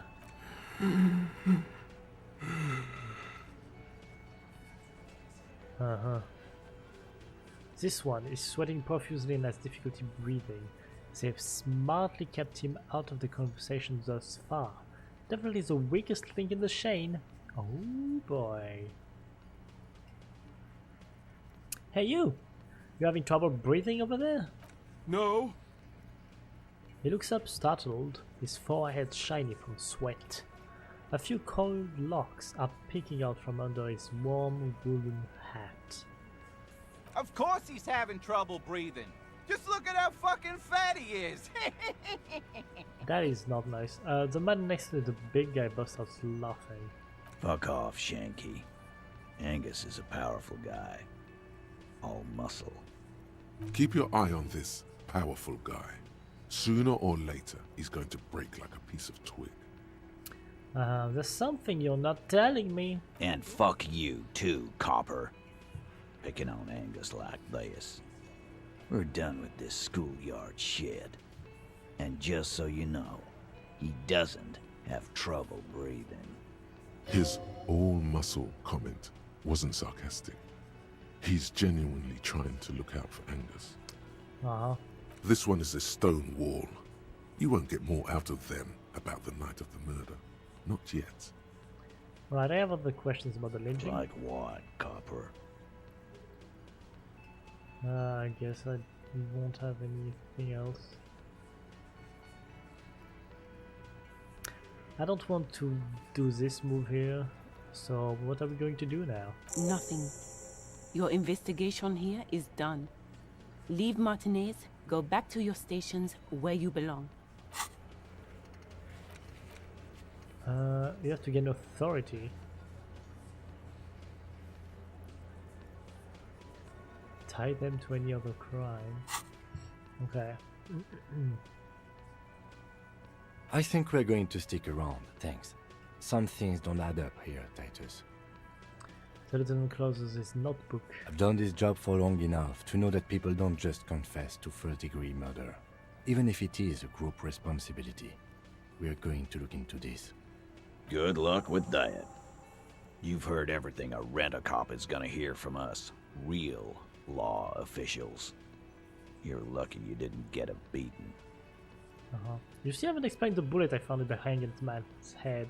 You still on about that bullet? Yeah, a bullet in a hangman's head. You're right, Copper. That is mighty curious. Indeed, mighty. How did it get there? The lieutenant is fixed on Titus. Well, there are so many bullets in the world, and so many heads. I guess it's only logical. At some point, one of them bullets had to end up in one of them heads. I mean, you got a point, but no. It's bound to happen again, you know? Just statistically speaking, of course. Sire, it would be an event most dramatic if you were to produce the bullet and dangle it before their very eyes.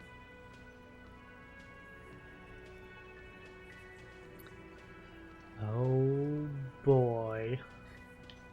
I kinda wanna show them the bullet, but they might steal it from me.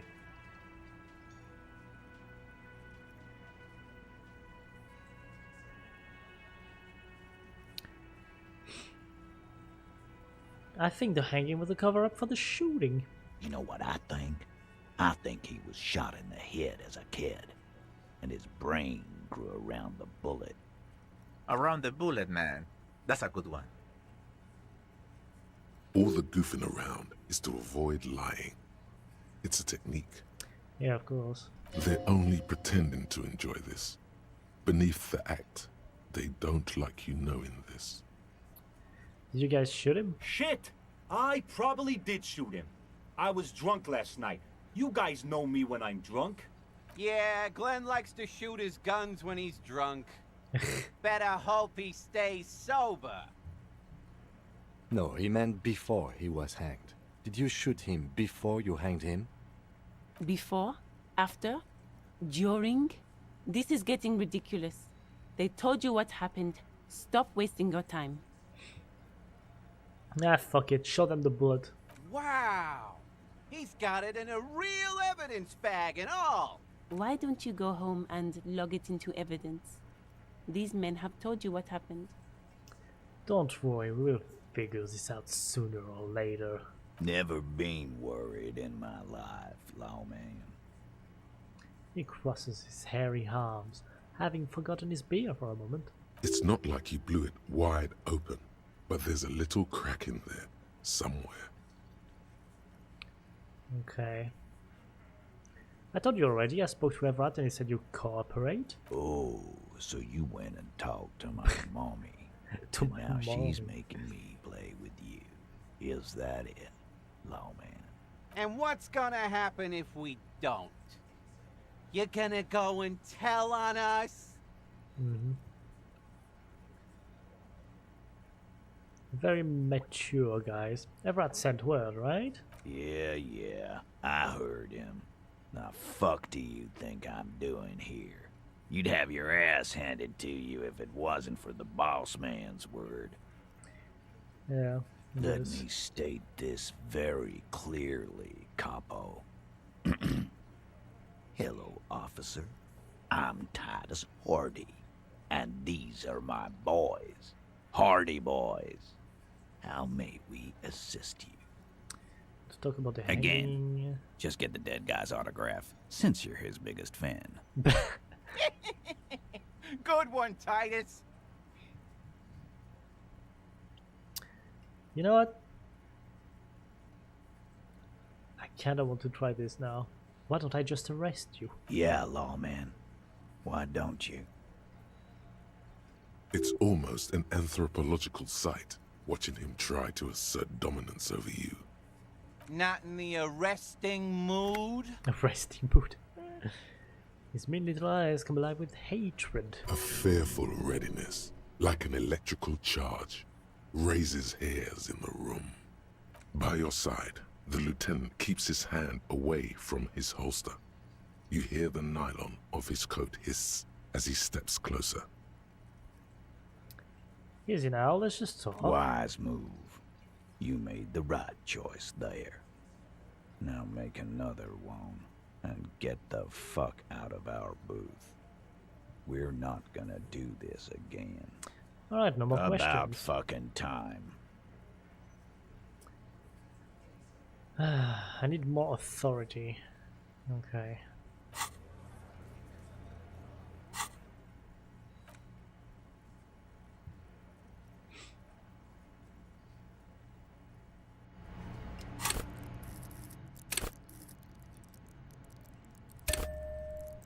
Boing. How Looks about like this? the circus left town, but the clowns are still here. Yep, and I'm not leaving soon. Ooh, now it's 8%. It's better than the peasants I had before. I forgot what I had. Alright. I think we're done with this guy for now.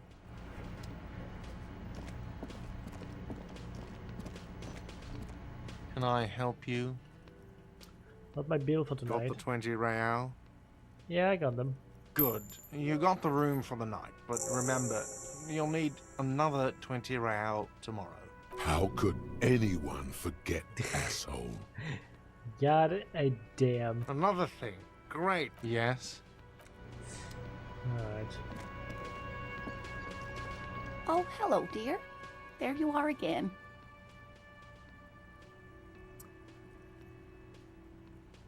No, I don't do that. Alright.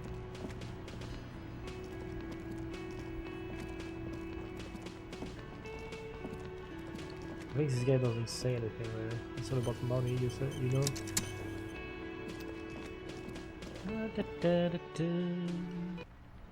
Oh, it's raining.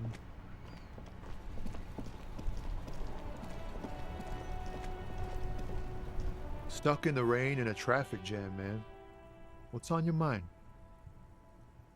I need empathy with this one. Oh.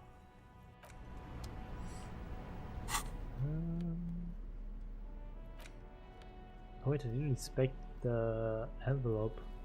You take the legal documents out of the envelope, a 12 to 40 month construction period, and the zoning plan in the addendum. Look at the zoning plan. The youth center cuts into the ocean like the bow of some great modern ship. Apparently, it's going to cover most, if not all, of the street and the square between the existing houses. It's 3 stories tall. Yeah. It's going to be awfully close to the already existing buildings, almost wall to wall, practically integrating them into the youth center. Yeah, that's not good. This is either an ominous or cool architectural choice. Hard to say. My money is on cool. Looks like a cubic pyrite. A cool cubic pyrite. Kim, what do you think of this? I'm no property lawyer, but it looks fine. I like the print size. They're not selling or leasing anything. It's not a perfect solution, but... He shrugs. Okay. I'm gonna try it. Try to find a loophole in the deal. There is no loophole. The simple truth is, the current residents are going to lose their street access, and for the next 12 to 40 months, their lives will be dominated by constant construction noise right next door. Yeah, it's not ideal. Wait, what are the ramifications of this? Once the construction starts, it will probably take a few months, a year maybe, for even the most stubborn occupants to get tired of living like this. After that, they'll sell their property for cheap and move out. Look, Kim, these people are going to have to move away. Can we do something about it? I should have seen it. The lieutenant frowns as he reads over the document again. Evrard probably has eyes on us, but we could try to get other people to sign this instead of those listed. Or you could forge their signatures yourself. By the time he finds out, we'll already be gone. I'm not sure about that. However, we'll need access to the coast before we do anything. Evrard won't believe you got villager signatures if you can't even get to the village. You can try a forgery as soon as we can cross the waterlock. Alright. Put the documents back in the envelope then. Yeah.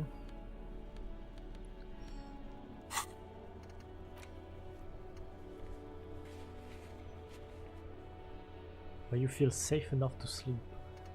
Yeah.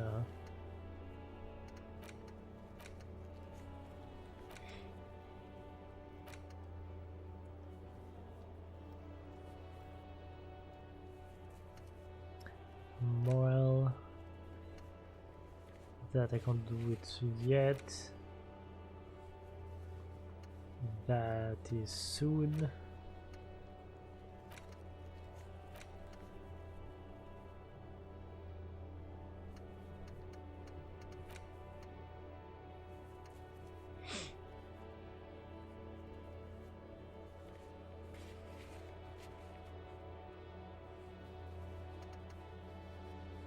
I'm gonna talk to Joyce again.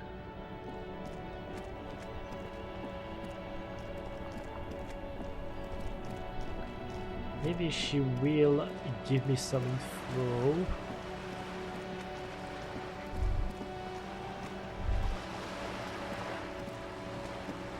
Ba ba ba ba.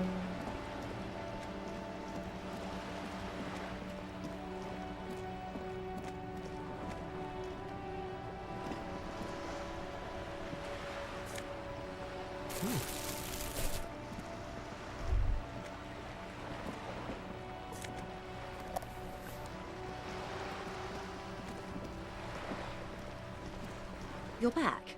Good. What can I help you with? By the way, I talked with Claire. You have? And how did you like Mr. Clare? Finally, time to choose sides. Huh.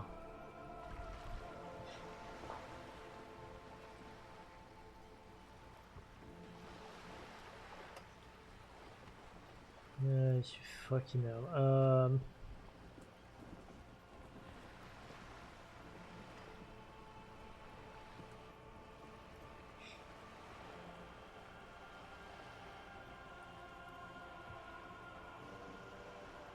This one filthy too. It's a bloated rainbow socialist. How did you like? I didn't. Oh, come on now. He has his uses. How else would he have stayed in power all these years? Or wait, actually... She answers her own question. Corruption. That's how he's done it. Fantastic, Worm-like corruption, reaching into the bowels of the earth. She looks at the ground and nods. The position of my unusual colleague does not reflect official policy. I hope you understand. The RCM does not pick sides. Of course. And I don't expect you to share anything he told you with me. I'm not a corrupt Worm myself. However, if you felt like discussing something, how could I stop you? Are we not human? Are we not curious to hear another person's take? It's only natural. We would only be gossiping. Yeah, gossiping. Intellectually speaking, it would be quite interesting to hear what she has to say about these things. Tell her she'll like you for it. Ooh.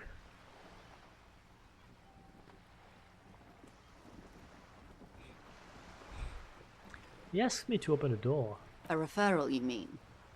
I take it this was for someone in the RCM. Don't answer that. No, I mean like a real door to someone's house. Oh my. A real door? The lieutenant does not say anything, but you hear the nylon of his jacket rustle as he looks at you.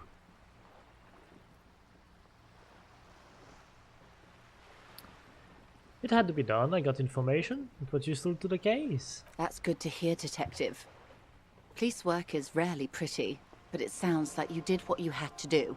Her bartering mind cannot fathom that you didn't ask anything in return. Frankly, what was done was not pretty at all, but neither was it illegal, and it was not for nothing. Hold on, I got a breakthrough. Imminent. I advise you to be very selective with what information you choose to share. This may have consequences beyond our line of sight. Yeah.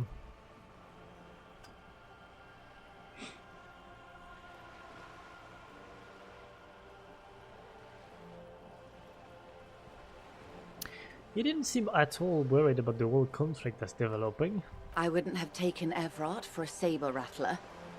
Was he surrounded by Union men he wanted to impress? No, it was more like he wanted things to get worse. In secret, of course. We were alone and he seems very sure of his ability to keep things in control. Or he wants you and me to believe he's calm and in control. He's a politician. There's always that risk, man. But if I may offer my opinion, he means it.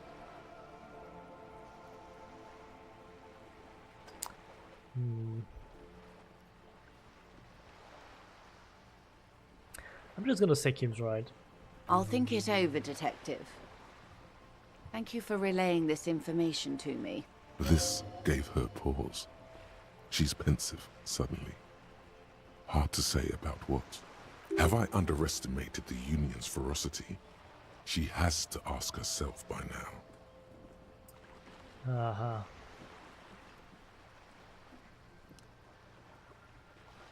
You know what? Everard says the Wild Pine sent mercenaries after the Union, and now one's dead. The company did not send mercenaries after the Union. I told you in great detail about the mistakes my side made. And of course, I accept them completely. I just hope you don't share Everart's view on things. After all, as he said, one's dead now. The Pines certainly hasn't killed any of theirs. True. Look who's defensive suddenly.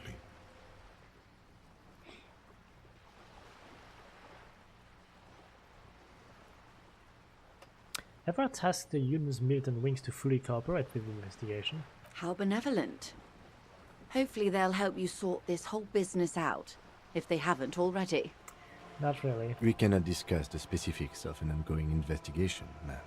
Besides, you haven't exactly been forthcoming yourself. That is only fair.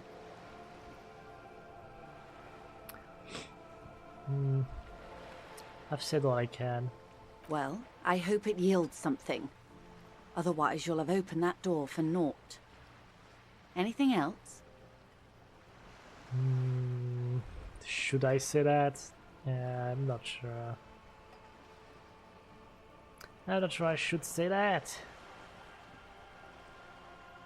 Fuck it. The US militant wing organized the lynching. Yes. That's the talk about town. The Hardy Boys, they're called.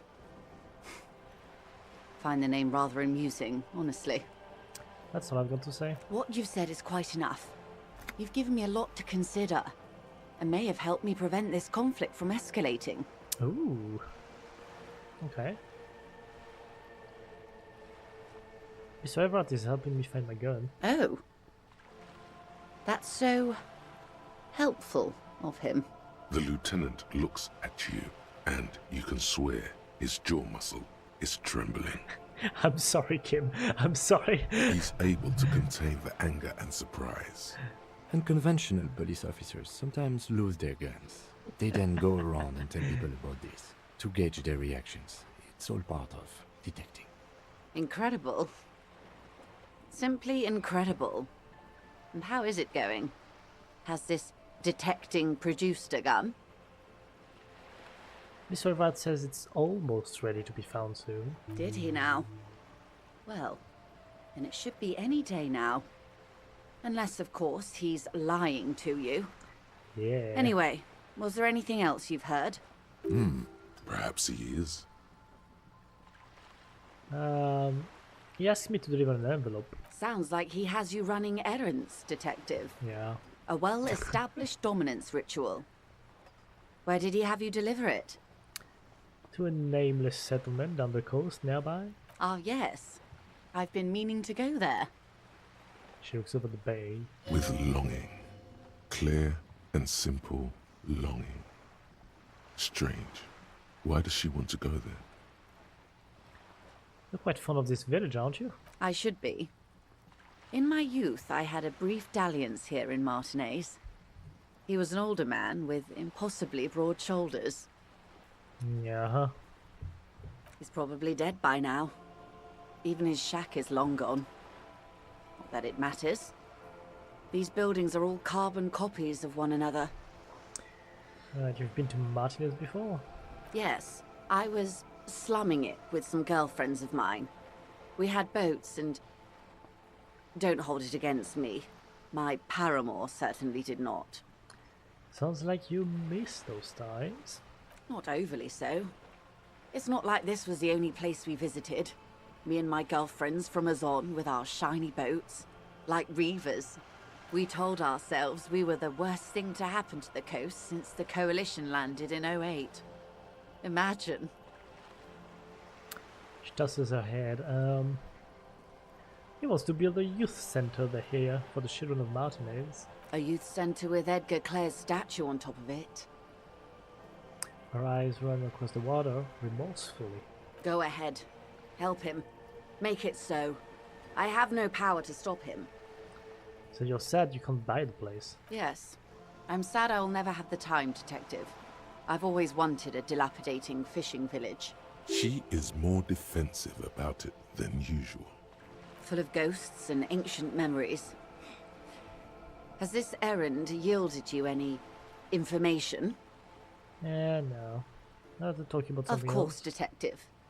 Should something come up later, down the road, Don't be afraid to drop by for a chat.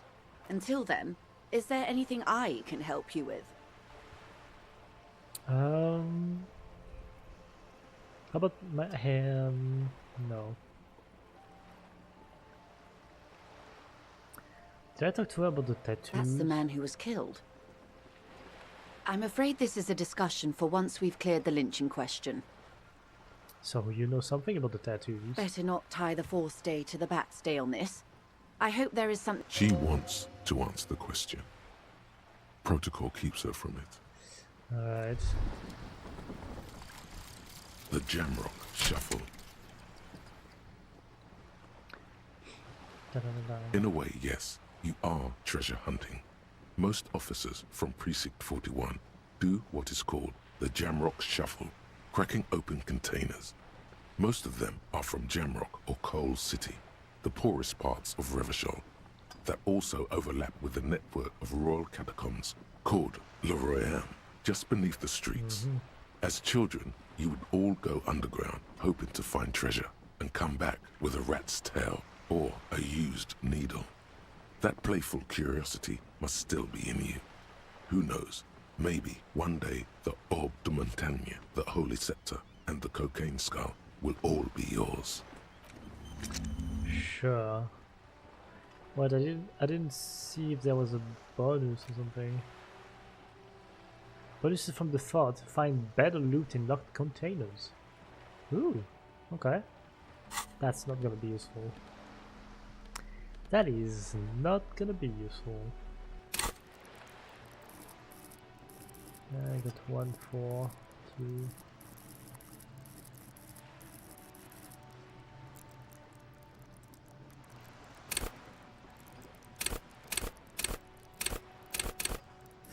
Right. Where should I go now?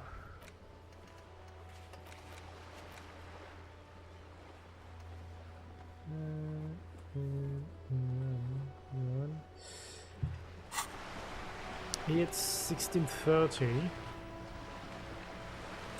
1630. Istanbul, no.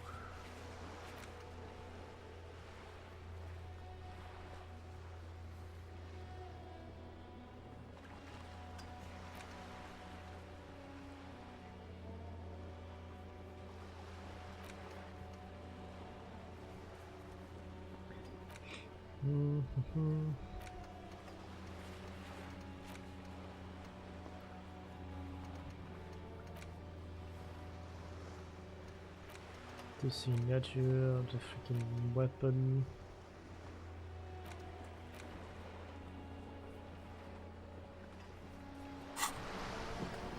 Okay, I'm going to the thing that is busted. I don't remember how it's called.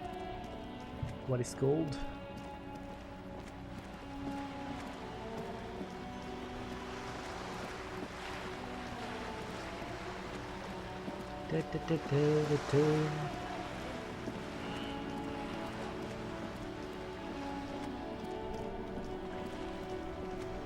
Oops, sorry, in the middle of your... Nope. The spirited chirps and clicks of swallow fill the air. Yeah, sure.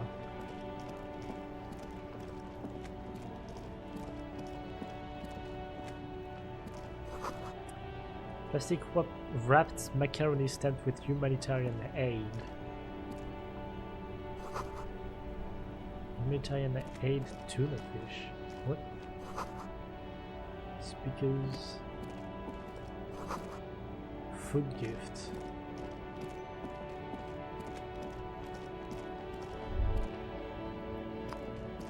Da, da, da, da.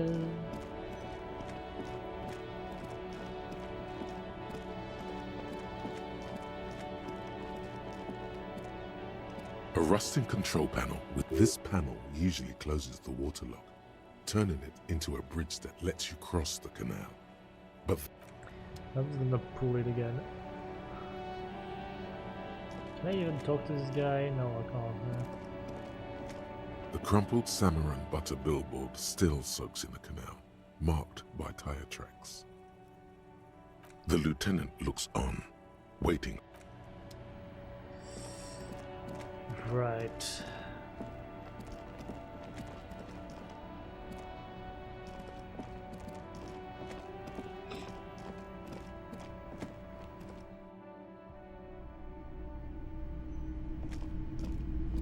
Hello, hello. Let me know if I can help you with anything.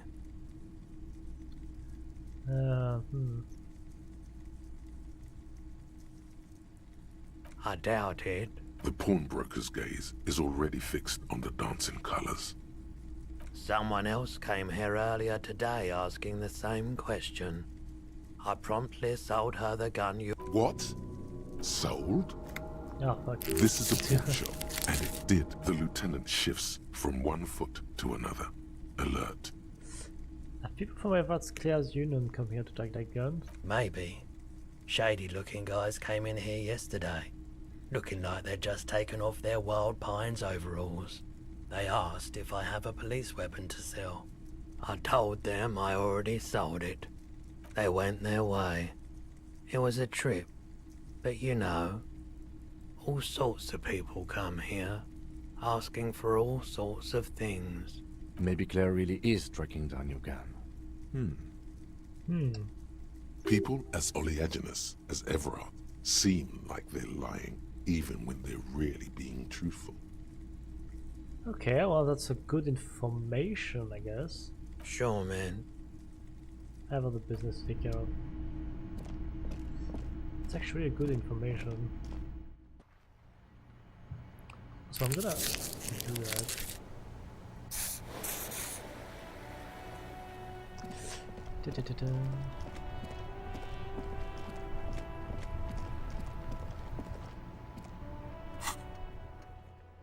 Now what? Now what?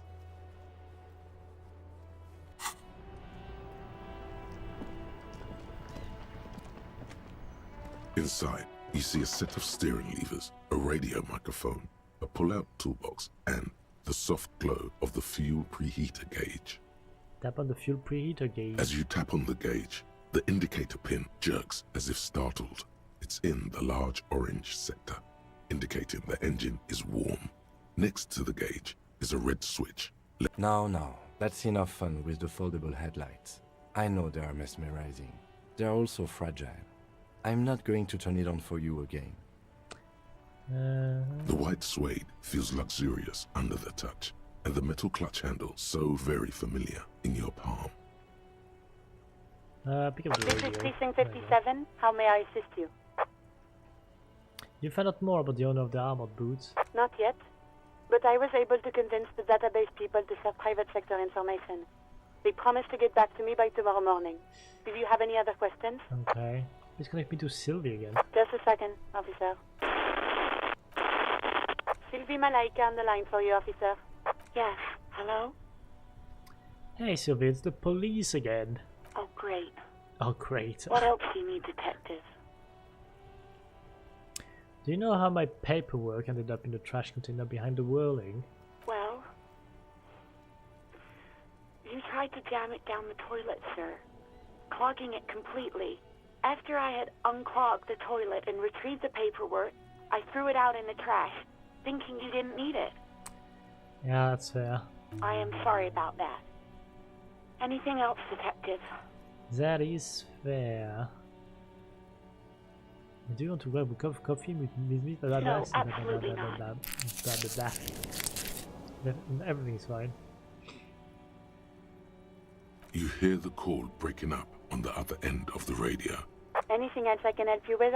Just a moment. 10-4, come in, officer. Over.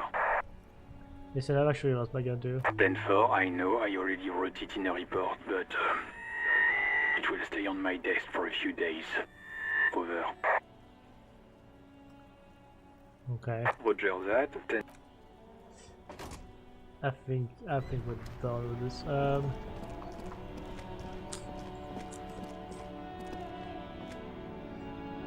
What am I missing?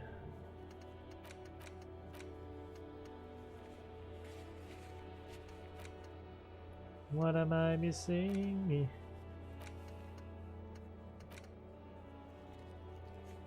I still don't know how to get into this freaking secret passage.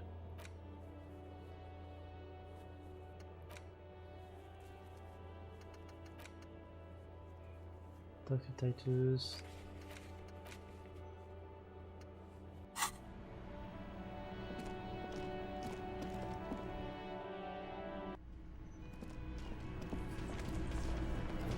Looks like the circus left town, but the clowns are still here.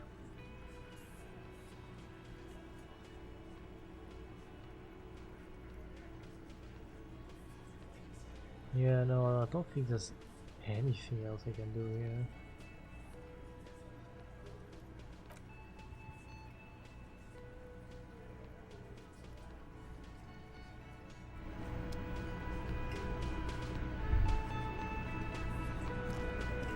Behind the dockworkers, a ceiling height window. The hawthorn branches scrape the glass like bony fingers. It's not time yet. Huh? What do you mean it's not time yet? Squint. There's a little slide panel up there to let some air in. No need to open it in spring. It's still too cold outside. Revert your gaze. Okay, now something...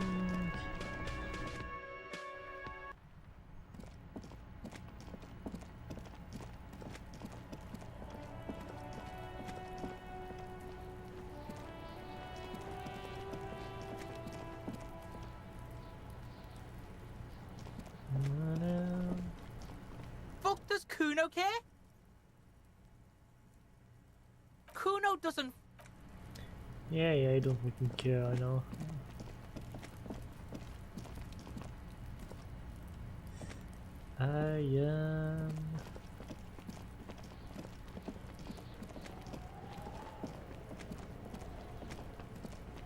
I'll die before I squeal, pig.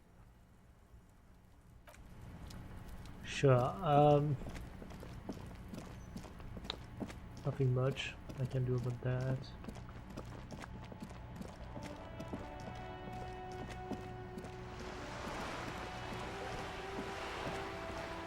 Da-da-da-da.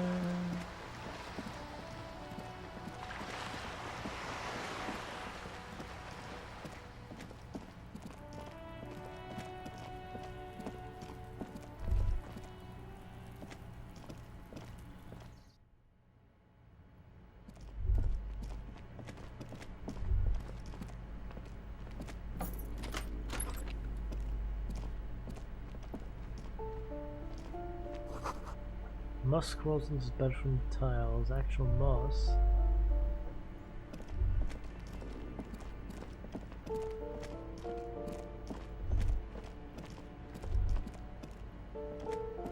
Been in all these rooms. Give me a moment. Ask away, policeman. Why is there a hole in the wall in the abandoned apartment? Some lunatic lost his mind. All kinds of morons pass through these halls. Yeah.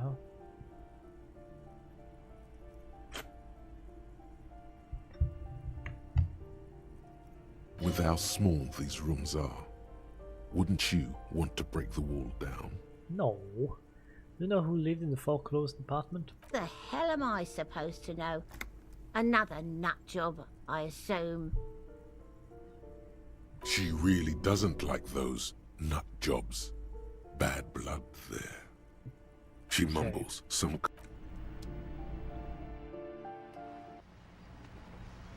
Alright, that door.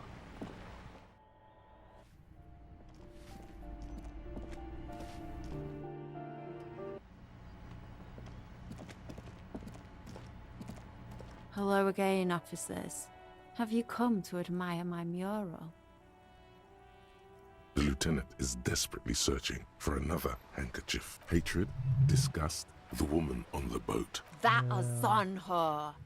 Someone's got to keep an eye on her. Ozon is an archipelago 2 days' travel away from Rivershore. Its moneyed residents used to posh restaurants and On a first name basis with her, are we? Piggy's moving up in the world. Mild negativity. Have you got a crush on her?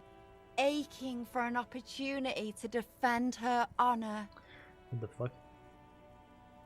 I ain't no snitch. Actually, there is a shortage of... We weren't put on this earth to make your life pleasant, Yeah, fucko. yeah. I think I've got enough.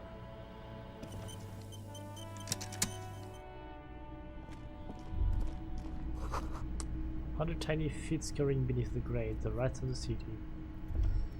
There's nothing to try with."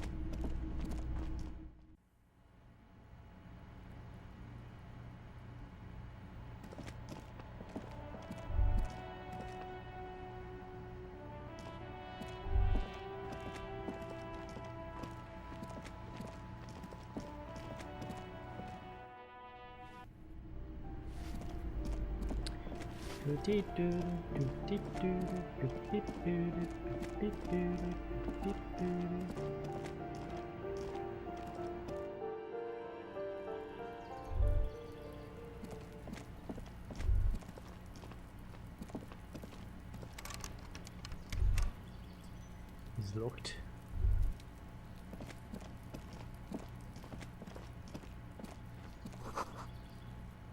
Huh? Just a little, someone is watching from within. This door is made of metal and appears to be no one. We should return in the evening.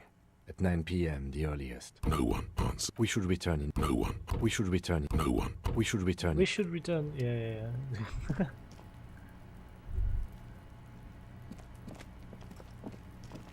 Except I don't know what to do else.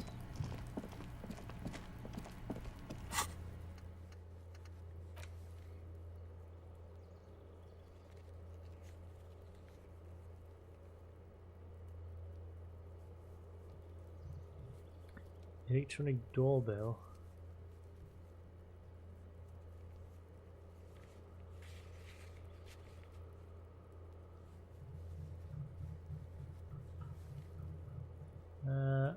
Perception sight heroic.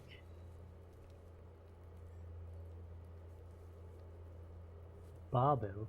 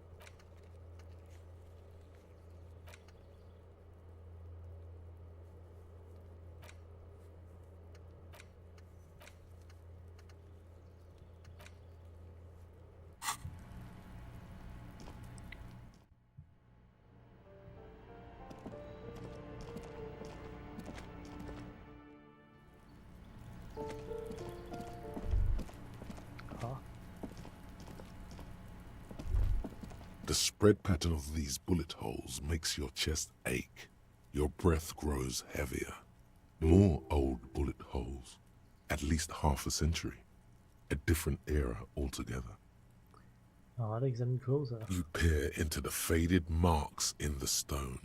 They peer back like an endless row of tiny black holes. Sweat starts trickling down your brow.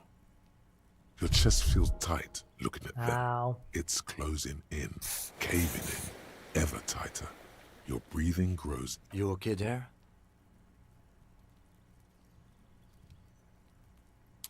Man, I started feeling really bad for a second. Might be the after effects of your past escapades. What are you looking at?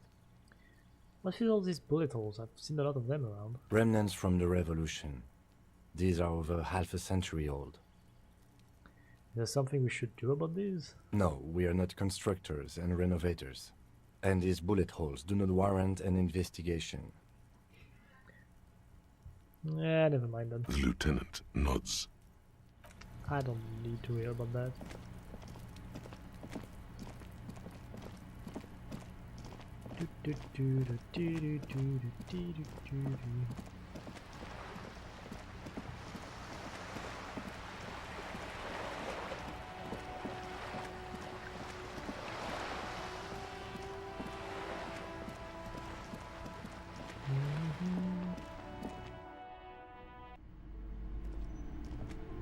Hello again, esteemed officer, and welcome.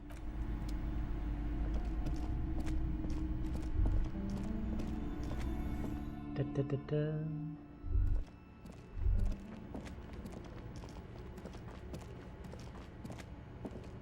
The barbell waits patiently on the floor, like a dog for its master. 28%. Alright, Duke. And he did this. Whee!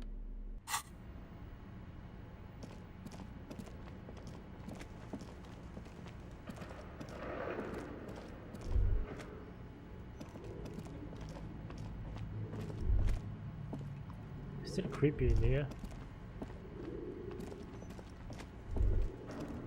Yes? Want to talk about Me? you? I don't see how my life is pertinent to the investigation. Come on, turn it up a little. Ah, if you insist. What do you want to know? Tell me a secret about yourself. No. What do you mean no? Ask again. Your brain sends the signal to your lips, but they refuse the order. Something is paralyzing them. You're pretty sure it has something to do with the lieutenant's eyebrow. It's like you're locked down. What's happening to me? Something the matter, detective? What's going on? It's like you're a puppet in his hands. Give up, there's nothing you can do. The lieutenant relaxes his eyebrow, and you seem to regain control of yourself. What was that? You're wearing glasses. That's correct. That makes him a binoclard. Completely uncopped material, if you say so yourself. You... I'm not gonna call him a Bino. Glasses are cool. Are they? They're mostly just cumbersome. No, they're cool. Don't look like other people around here. That's because I'm half Seolite, or quarter. My father's father was from Seoul. So was my grandmother, but from my mother's side. It's not an interesting topic. Okay then. Mm-hmm. I don't speak a word of Seolite, and I've never met either one of my grandparents. There is nothing ethnic, I can tell you, or anyone else. Do you ever talk with yourself? What do you mean? You know, when you're thinking, do you ever have conversations with like your brain? I have no idea what you're talking about. Okay, just me? Nah. The lieutenant's conceptualization skills must be rather rudimentary. So you're saying your brain never just chimes in with advice or warnings or anything? I can't say that it does, no. When I need to think, I just use my notebook. The lieutenant produces his small blue notebook and idly thumbs through a few pages. We all have our different mediums. His is written. You're super lucid, yet psychedelic. You don't need office supplies to connect to your nervous system. You're special. Yeah, Good. sure. Let's chant. Sure.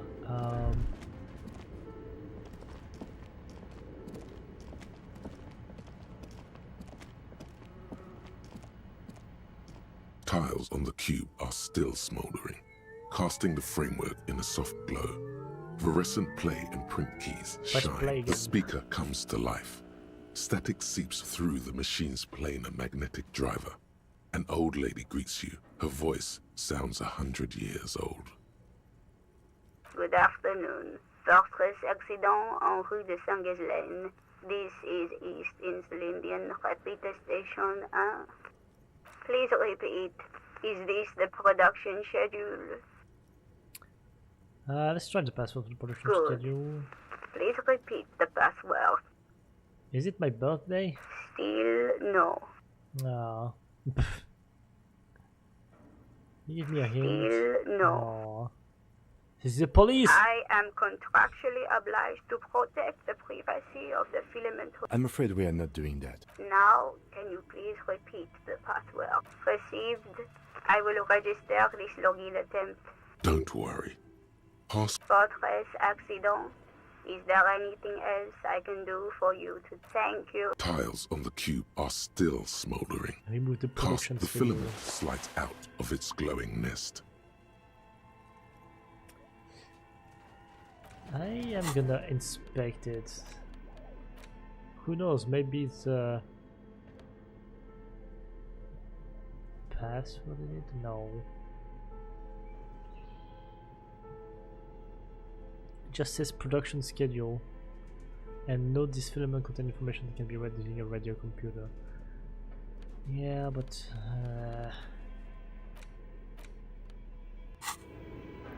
Tiles on the cube, like a smooth draw, the filament slides into place. On the keyboard, the play key stops. Nothing happens. right. This old fireplace is covered in lines drawn. The whole thing resembles...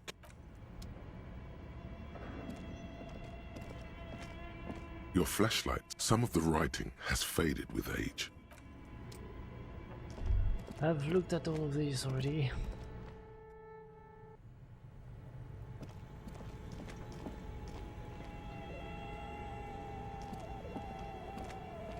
A thick layer of coal dust covers... Looks like it.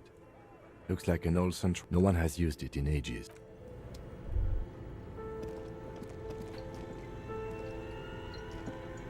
The bear's eyes are still glowing red. It's guarding over the freezing corpse hidden inside its belly. Tell me something, dead man. Shoot, Looney Rooney.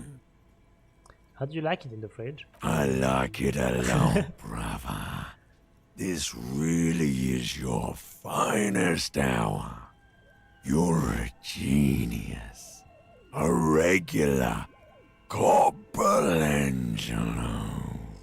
I hate you, you stink and you're boring. Do I remind you of someone?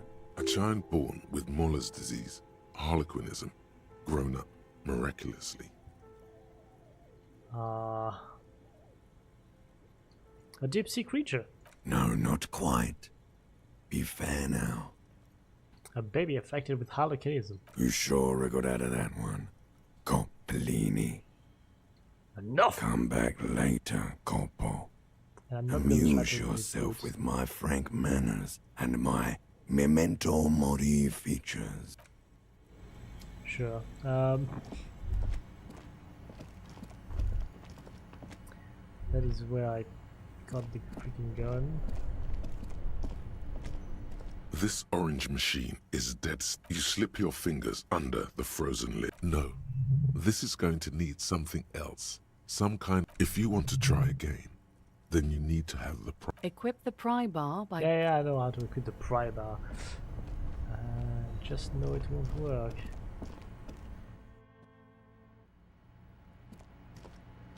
Da-da-da. It's 17.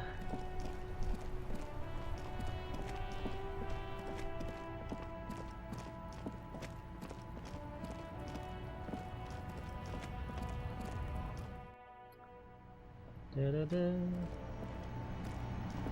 The tear machine stands. Your bottles clunk into the... I only had one. Da-da-da-da-da.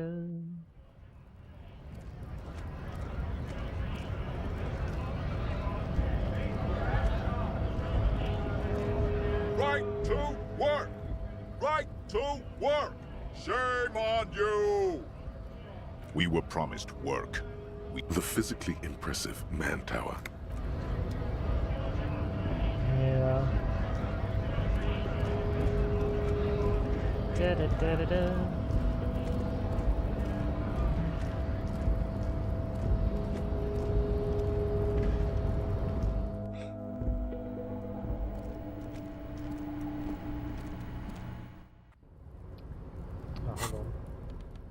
still have the freaking torch. Oh, that gives me -2 authority. I did not notice that. Huh.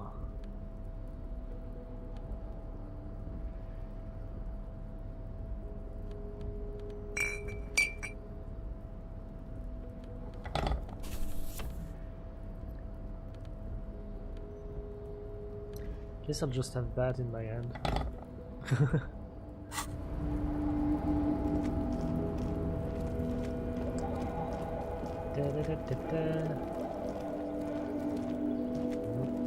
Need to go down here.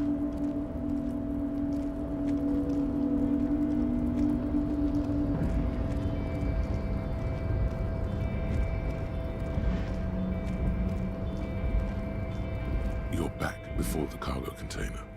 Its draw has not lessened since you were last here. If anything, it seems to have grown slightly.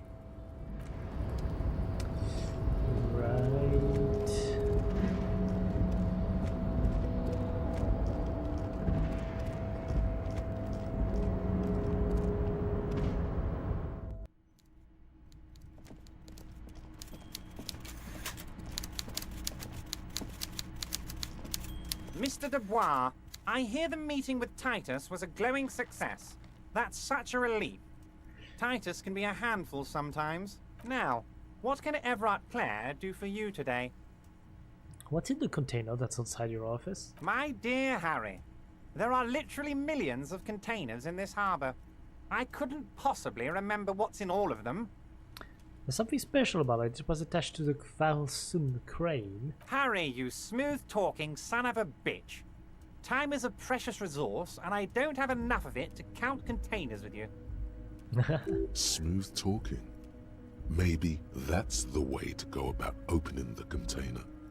You should at least try convincing it.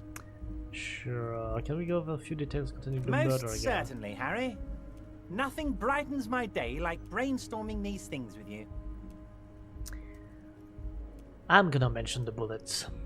There was a bullet in the hanged man's head. So they shot him?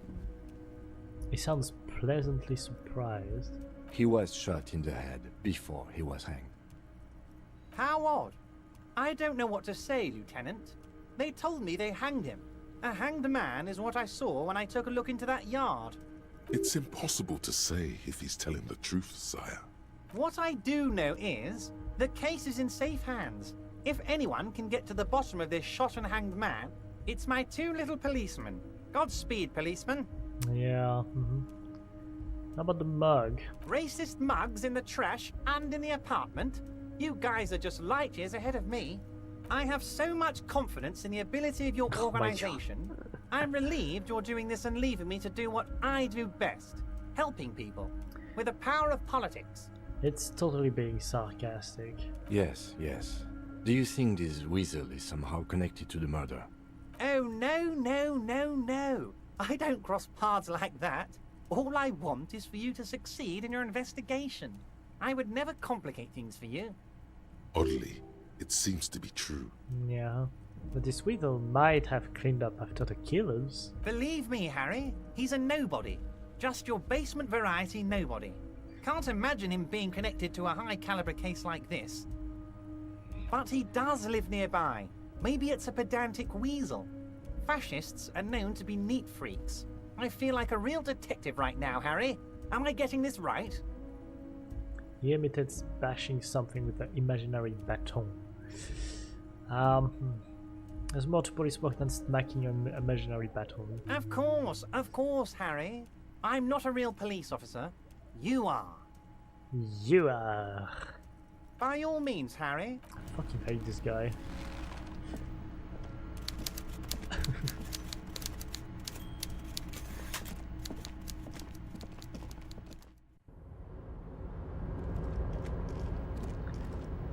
Hold on, something tells me I can talk to this one again. Oh, hey, mister. I knew you'd be back to talk with old Leo here. Yes, I did. No trouble at all, mister. No, it has nothing to say.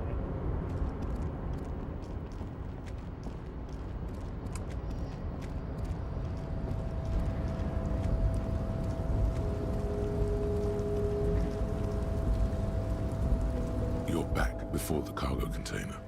Its draw has not lessened since you were last here. If anything, it seems to have grown slightly. Right.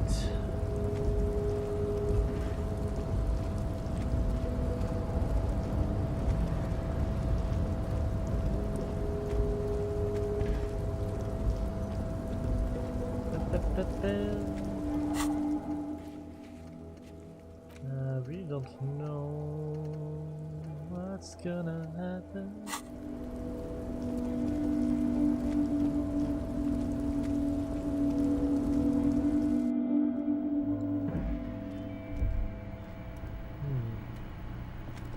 The payphone hangs mutely on the wall.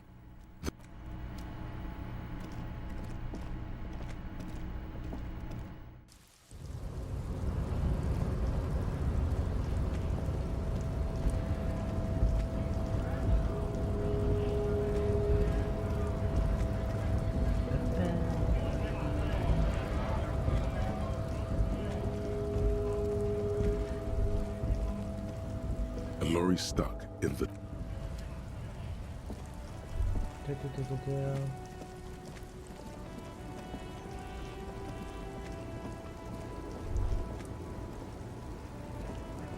Who is this guy again? Oh, girl. The woman still has her eyes fixed on the photograph in her hands. In the background, the radio plays.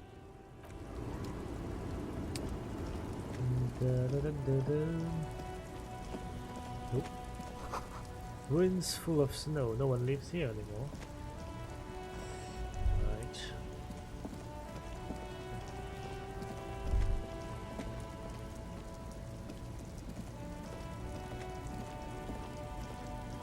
An old monument.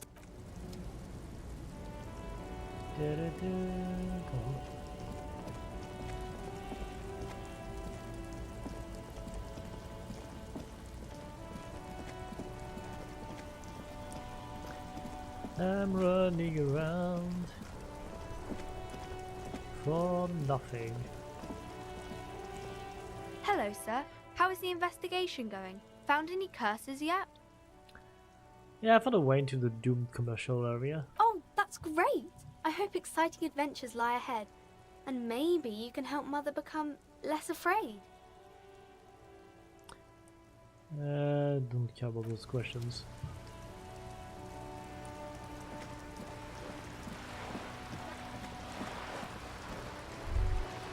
Oh my god.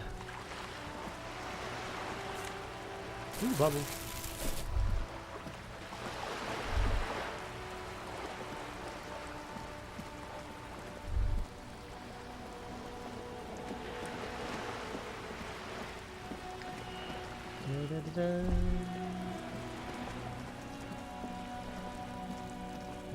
There. Working class drunk. You know what this means, right? No, this cat thought.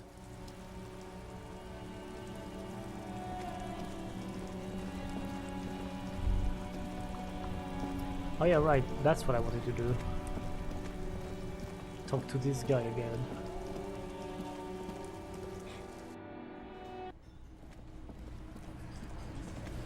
Looks like the circus left town, but the clowns are still here. I got a nice 28% now. It's not good enough. Not good enough at all. I don't think I got enough experience yet to get another authority to retry.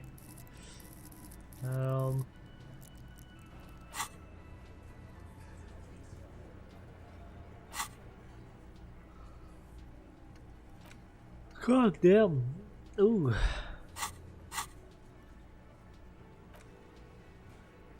I'm really not sure what to do here.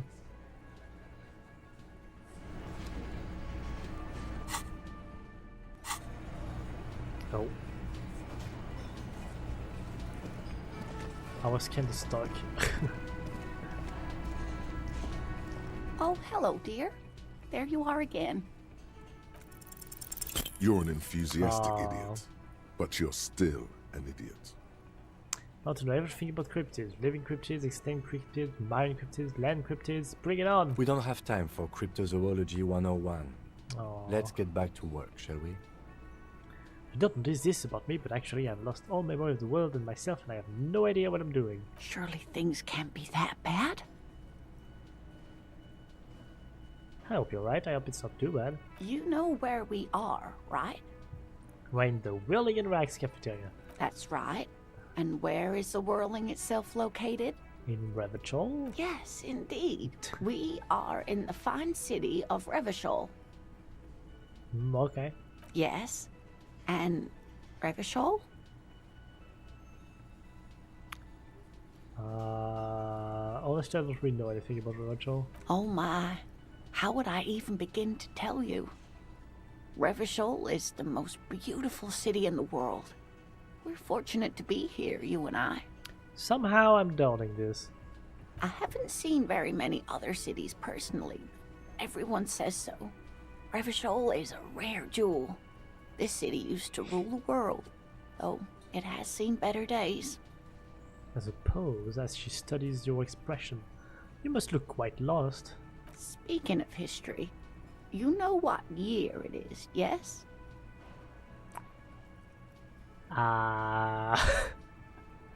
What year? I do not remember what year this is in. Shit.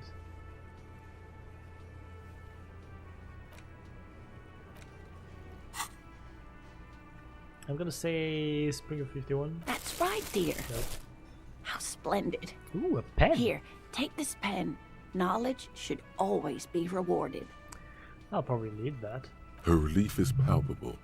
She was getting pretty worried about you there, but now she relaxes her shoulders. I can tell that this is taxing for you, so I'll just ask one more question. What regime are we living under? What mode of government? Oh, I have no idea.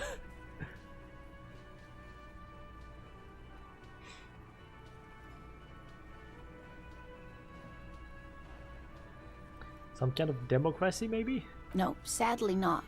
Revachol is what's called a zone of control under an alliance of foreign powers called the Coalition. We have no government of our own, and what democracy we have is market-driven. Well, if there's no government, how come there are cops? Oh dear. And you were doing so well. There aren't really any cops in Revachol, not in the traditional sense. The status of law enforcement has been a complicated matter since the revolution, but we should stop for today, sweetie. You look like you need a break. Besides, I'm not the best person to explain the big things to anyone. She's scared now. She's realized you really are brain damaged. Yeah.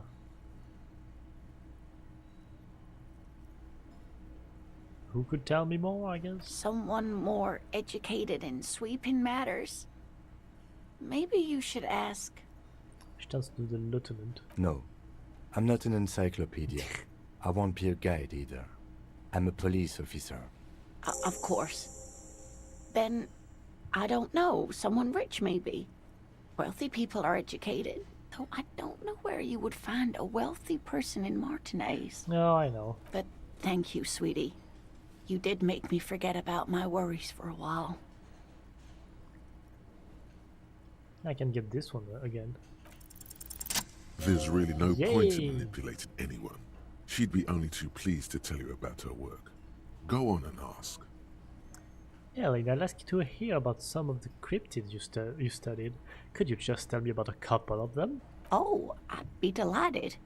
Truth be told, I could really use the company too. One cryptid, not a couple. One. This won't turn into some kind of cryptid extravaganza. Oh, come on, Kim. Cryptid extravaganza? I like the sound of that. And I don't.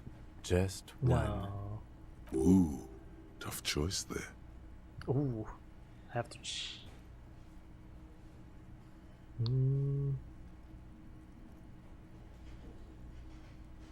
So cryptid on this pen you gave me?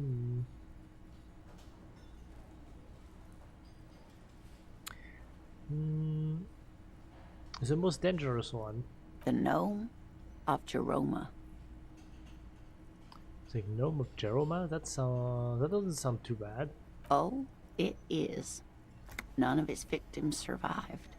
Grieving relatives never even found their bodies because the gnome's venom dissolved organic tissue. Ah, that's a bit far-fetched.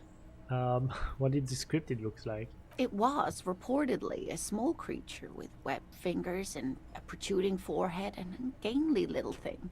Quite scary to look at. Yeah.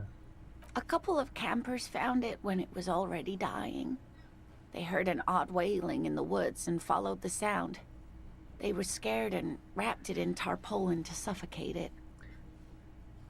It still took the gnome of Jeroma an entire day to die. If the body of the creature was found, why aren't there detailed illustrations of it in science textbooks, confirming the existence of this very little species? Because it was lost, maybe, something like that. Alas, the first scientist who got his hands on the creature's corpse put it in a jar of formaldehyde, thinking that would detoxify the gnome's venom. Instead, all the venom leaked out of the creature's teeth and into the surrounding liquid, dissolving the creature itself. Of course. A poetic end, of perhaps, course. but a real loss for science. Alas. Always, alas, and then it was gone. Isn't that overly convenient? Seems very convenient that it just disappeared and nothing like it was there, it was seen again. No, that's... let's not be condescending, you know? It was a perfectly good explanation, stop being so skeptical. Sure. Perfectly good explanation. It dissolved in its own venom. Go on then. Ask about more gnomes or whatever. Sure, I will. Is that a cryptid on this pen you gave me? Hey, you promised you'd only ask about one cryptid.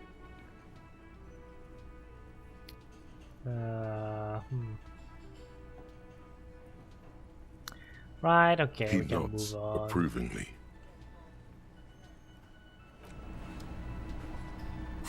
Right.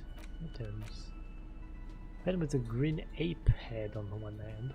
The ape has closed its eyes, a kind expression adorning his face. It seems to be meditating. Yeah. Alright, so she kindly told me to go talk to Joyce again. Basically.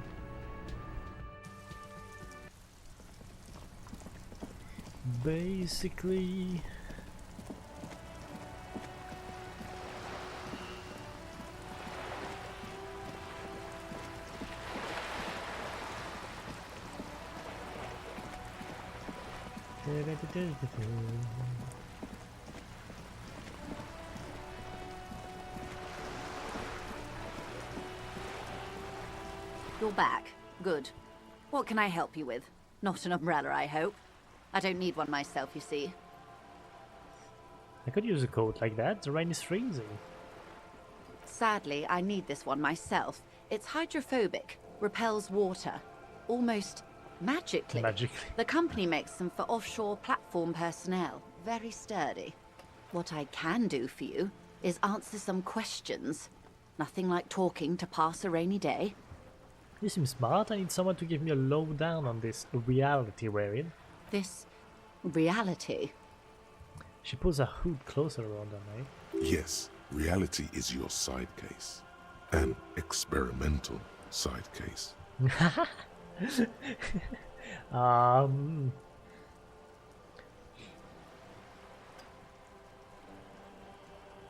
am conducting a personal investigation into the world I find myself in. Yes, How sure. truly curious. A sort of philosopher detective.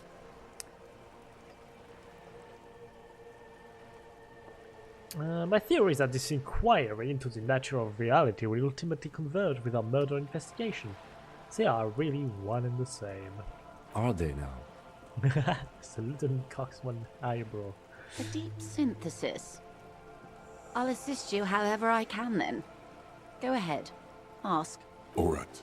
we're in. Ooh. I know these all look good, but begin with the first, okay? Okay, where are we? We're in Martinez, baby. Baby? A casual term of endearment popular among the 50-plus crowd. It's a disco holdover, pay it no heed. I'm a disco holdover myself. Aren't we all?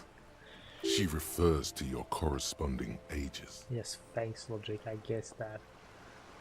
And what is Martinez? Martinez is a district of Revachol.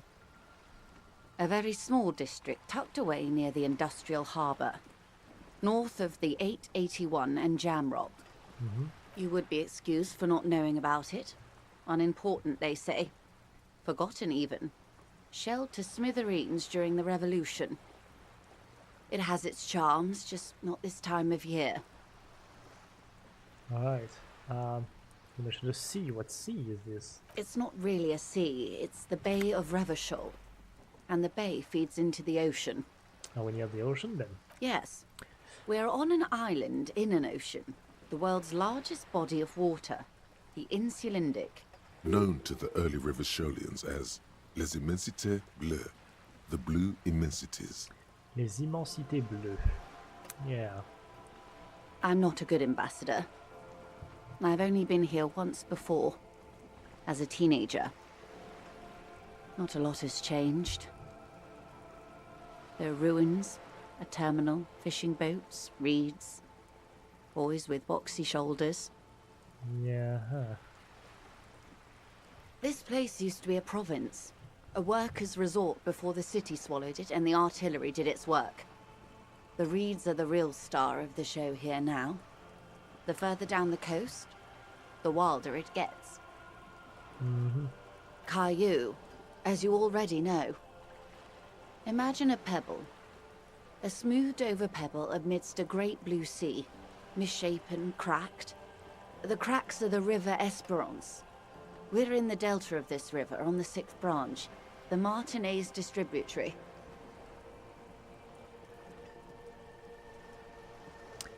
Right. It is clear this pebble is of enormous value to her.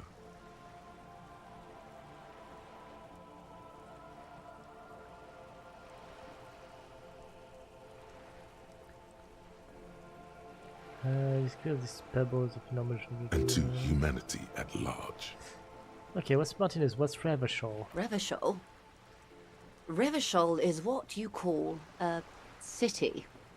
What kind of city then? Great kind. What makes Revachol great? History detective. They built this city to resolve history.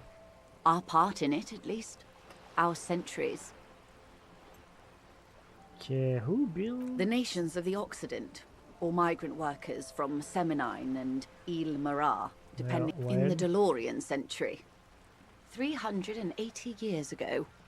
And why will it resolve history? They say it's where the terrible questions of our time will be answered.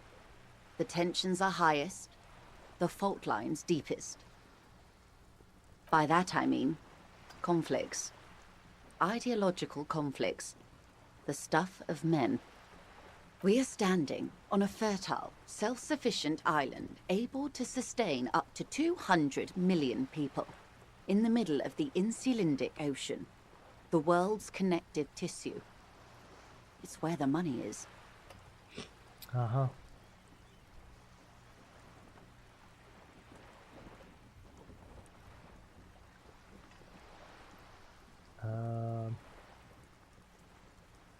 So we're in an unimportant part of an important place? I think it's fair to say so. Martinez is about... She points across the water where the skyscrapers rise. A collection of tall ghosts behind the water vapor, light reflecting off their glass windows. 22 kilometers from the center of the world. That soldering iron is the Bank of the World building. The bottom floors are Insiacom. Bank of the World? Coalition government, Insulindian Mission Command. Silence. She lowers her hand. The water, the light. It's as though you're seeing it for the first time. There is no recognition, only the immensity of the sea and the cold radiating from it.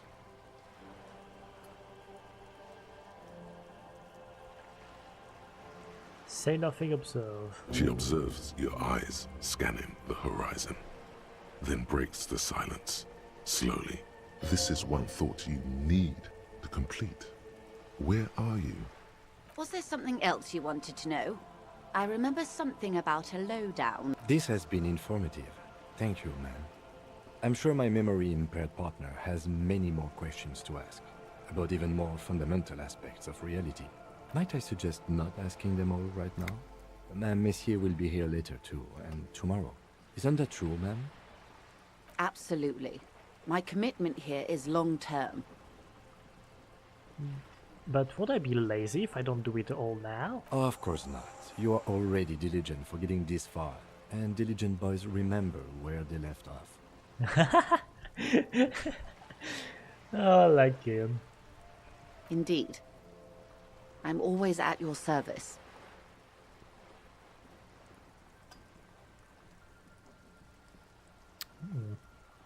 What times are these? These are unimportant times, Detective. You and I were born after the dust had settled. 1,000th of a second too late. But for what? For the big time. Our eyes light up with a flash of teeth. The smile of a predator. No doubt what she's got in mind. What's the big time? The revolution. And what is the revolution? It's quite easy. Every 100 years or so, our species gets together to decide what's next, who gets shot in the head, and who gets the mineral rights. It's a real kerfuffle. Who got shot in the head? Those would be the communists. Generally speaking, 40 million people got shot in the head during the World Revolution. But the communists, they all got shot in the head. Oh, and the anarchists too. They shot them well. Did they ever? Before they got shot themselves, they shot 2 million people. That's a tragedy. Yes. The Red Deluge. The Insulindian Deluge, they call it. Anyone else get shot in the head on the opposite side? Oh, lots of people. Even the king got shot in the head, or thrown beneath a horse, or drowned. Accounts differ. It was unceremonious. Just as well, he wasn't actually the king. Just the king's nephew. The real king abdicated and lived out a long and productive life as a venture capitalist in Grad.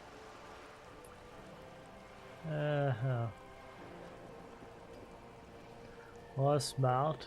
Yes. King Guillaume had a nose for bad PR. He ran before it. What is the expression? Went down? Anyway, Gil got out alive, and his nephew Fricelle, him and tens of thousands of his wonderfully fascist kingsmen. It was a wild time. Yeah, I think they are what they are. Anyway, enough sentimentality. Is there anything else you want to know?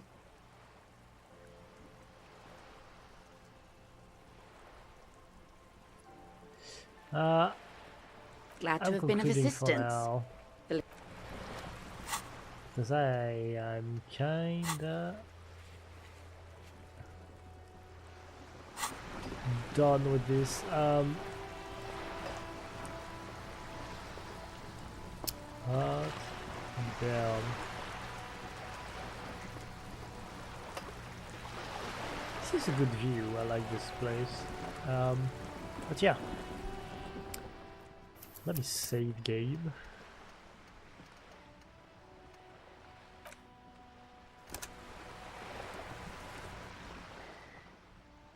And we will continue this next week. I hope you enjoyed. And yeah. I guess I'll see you next time. Bye.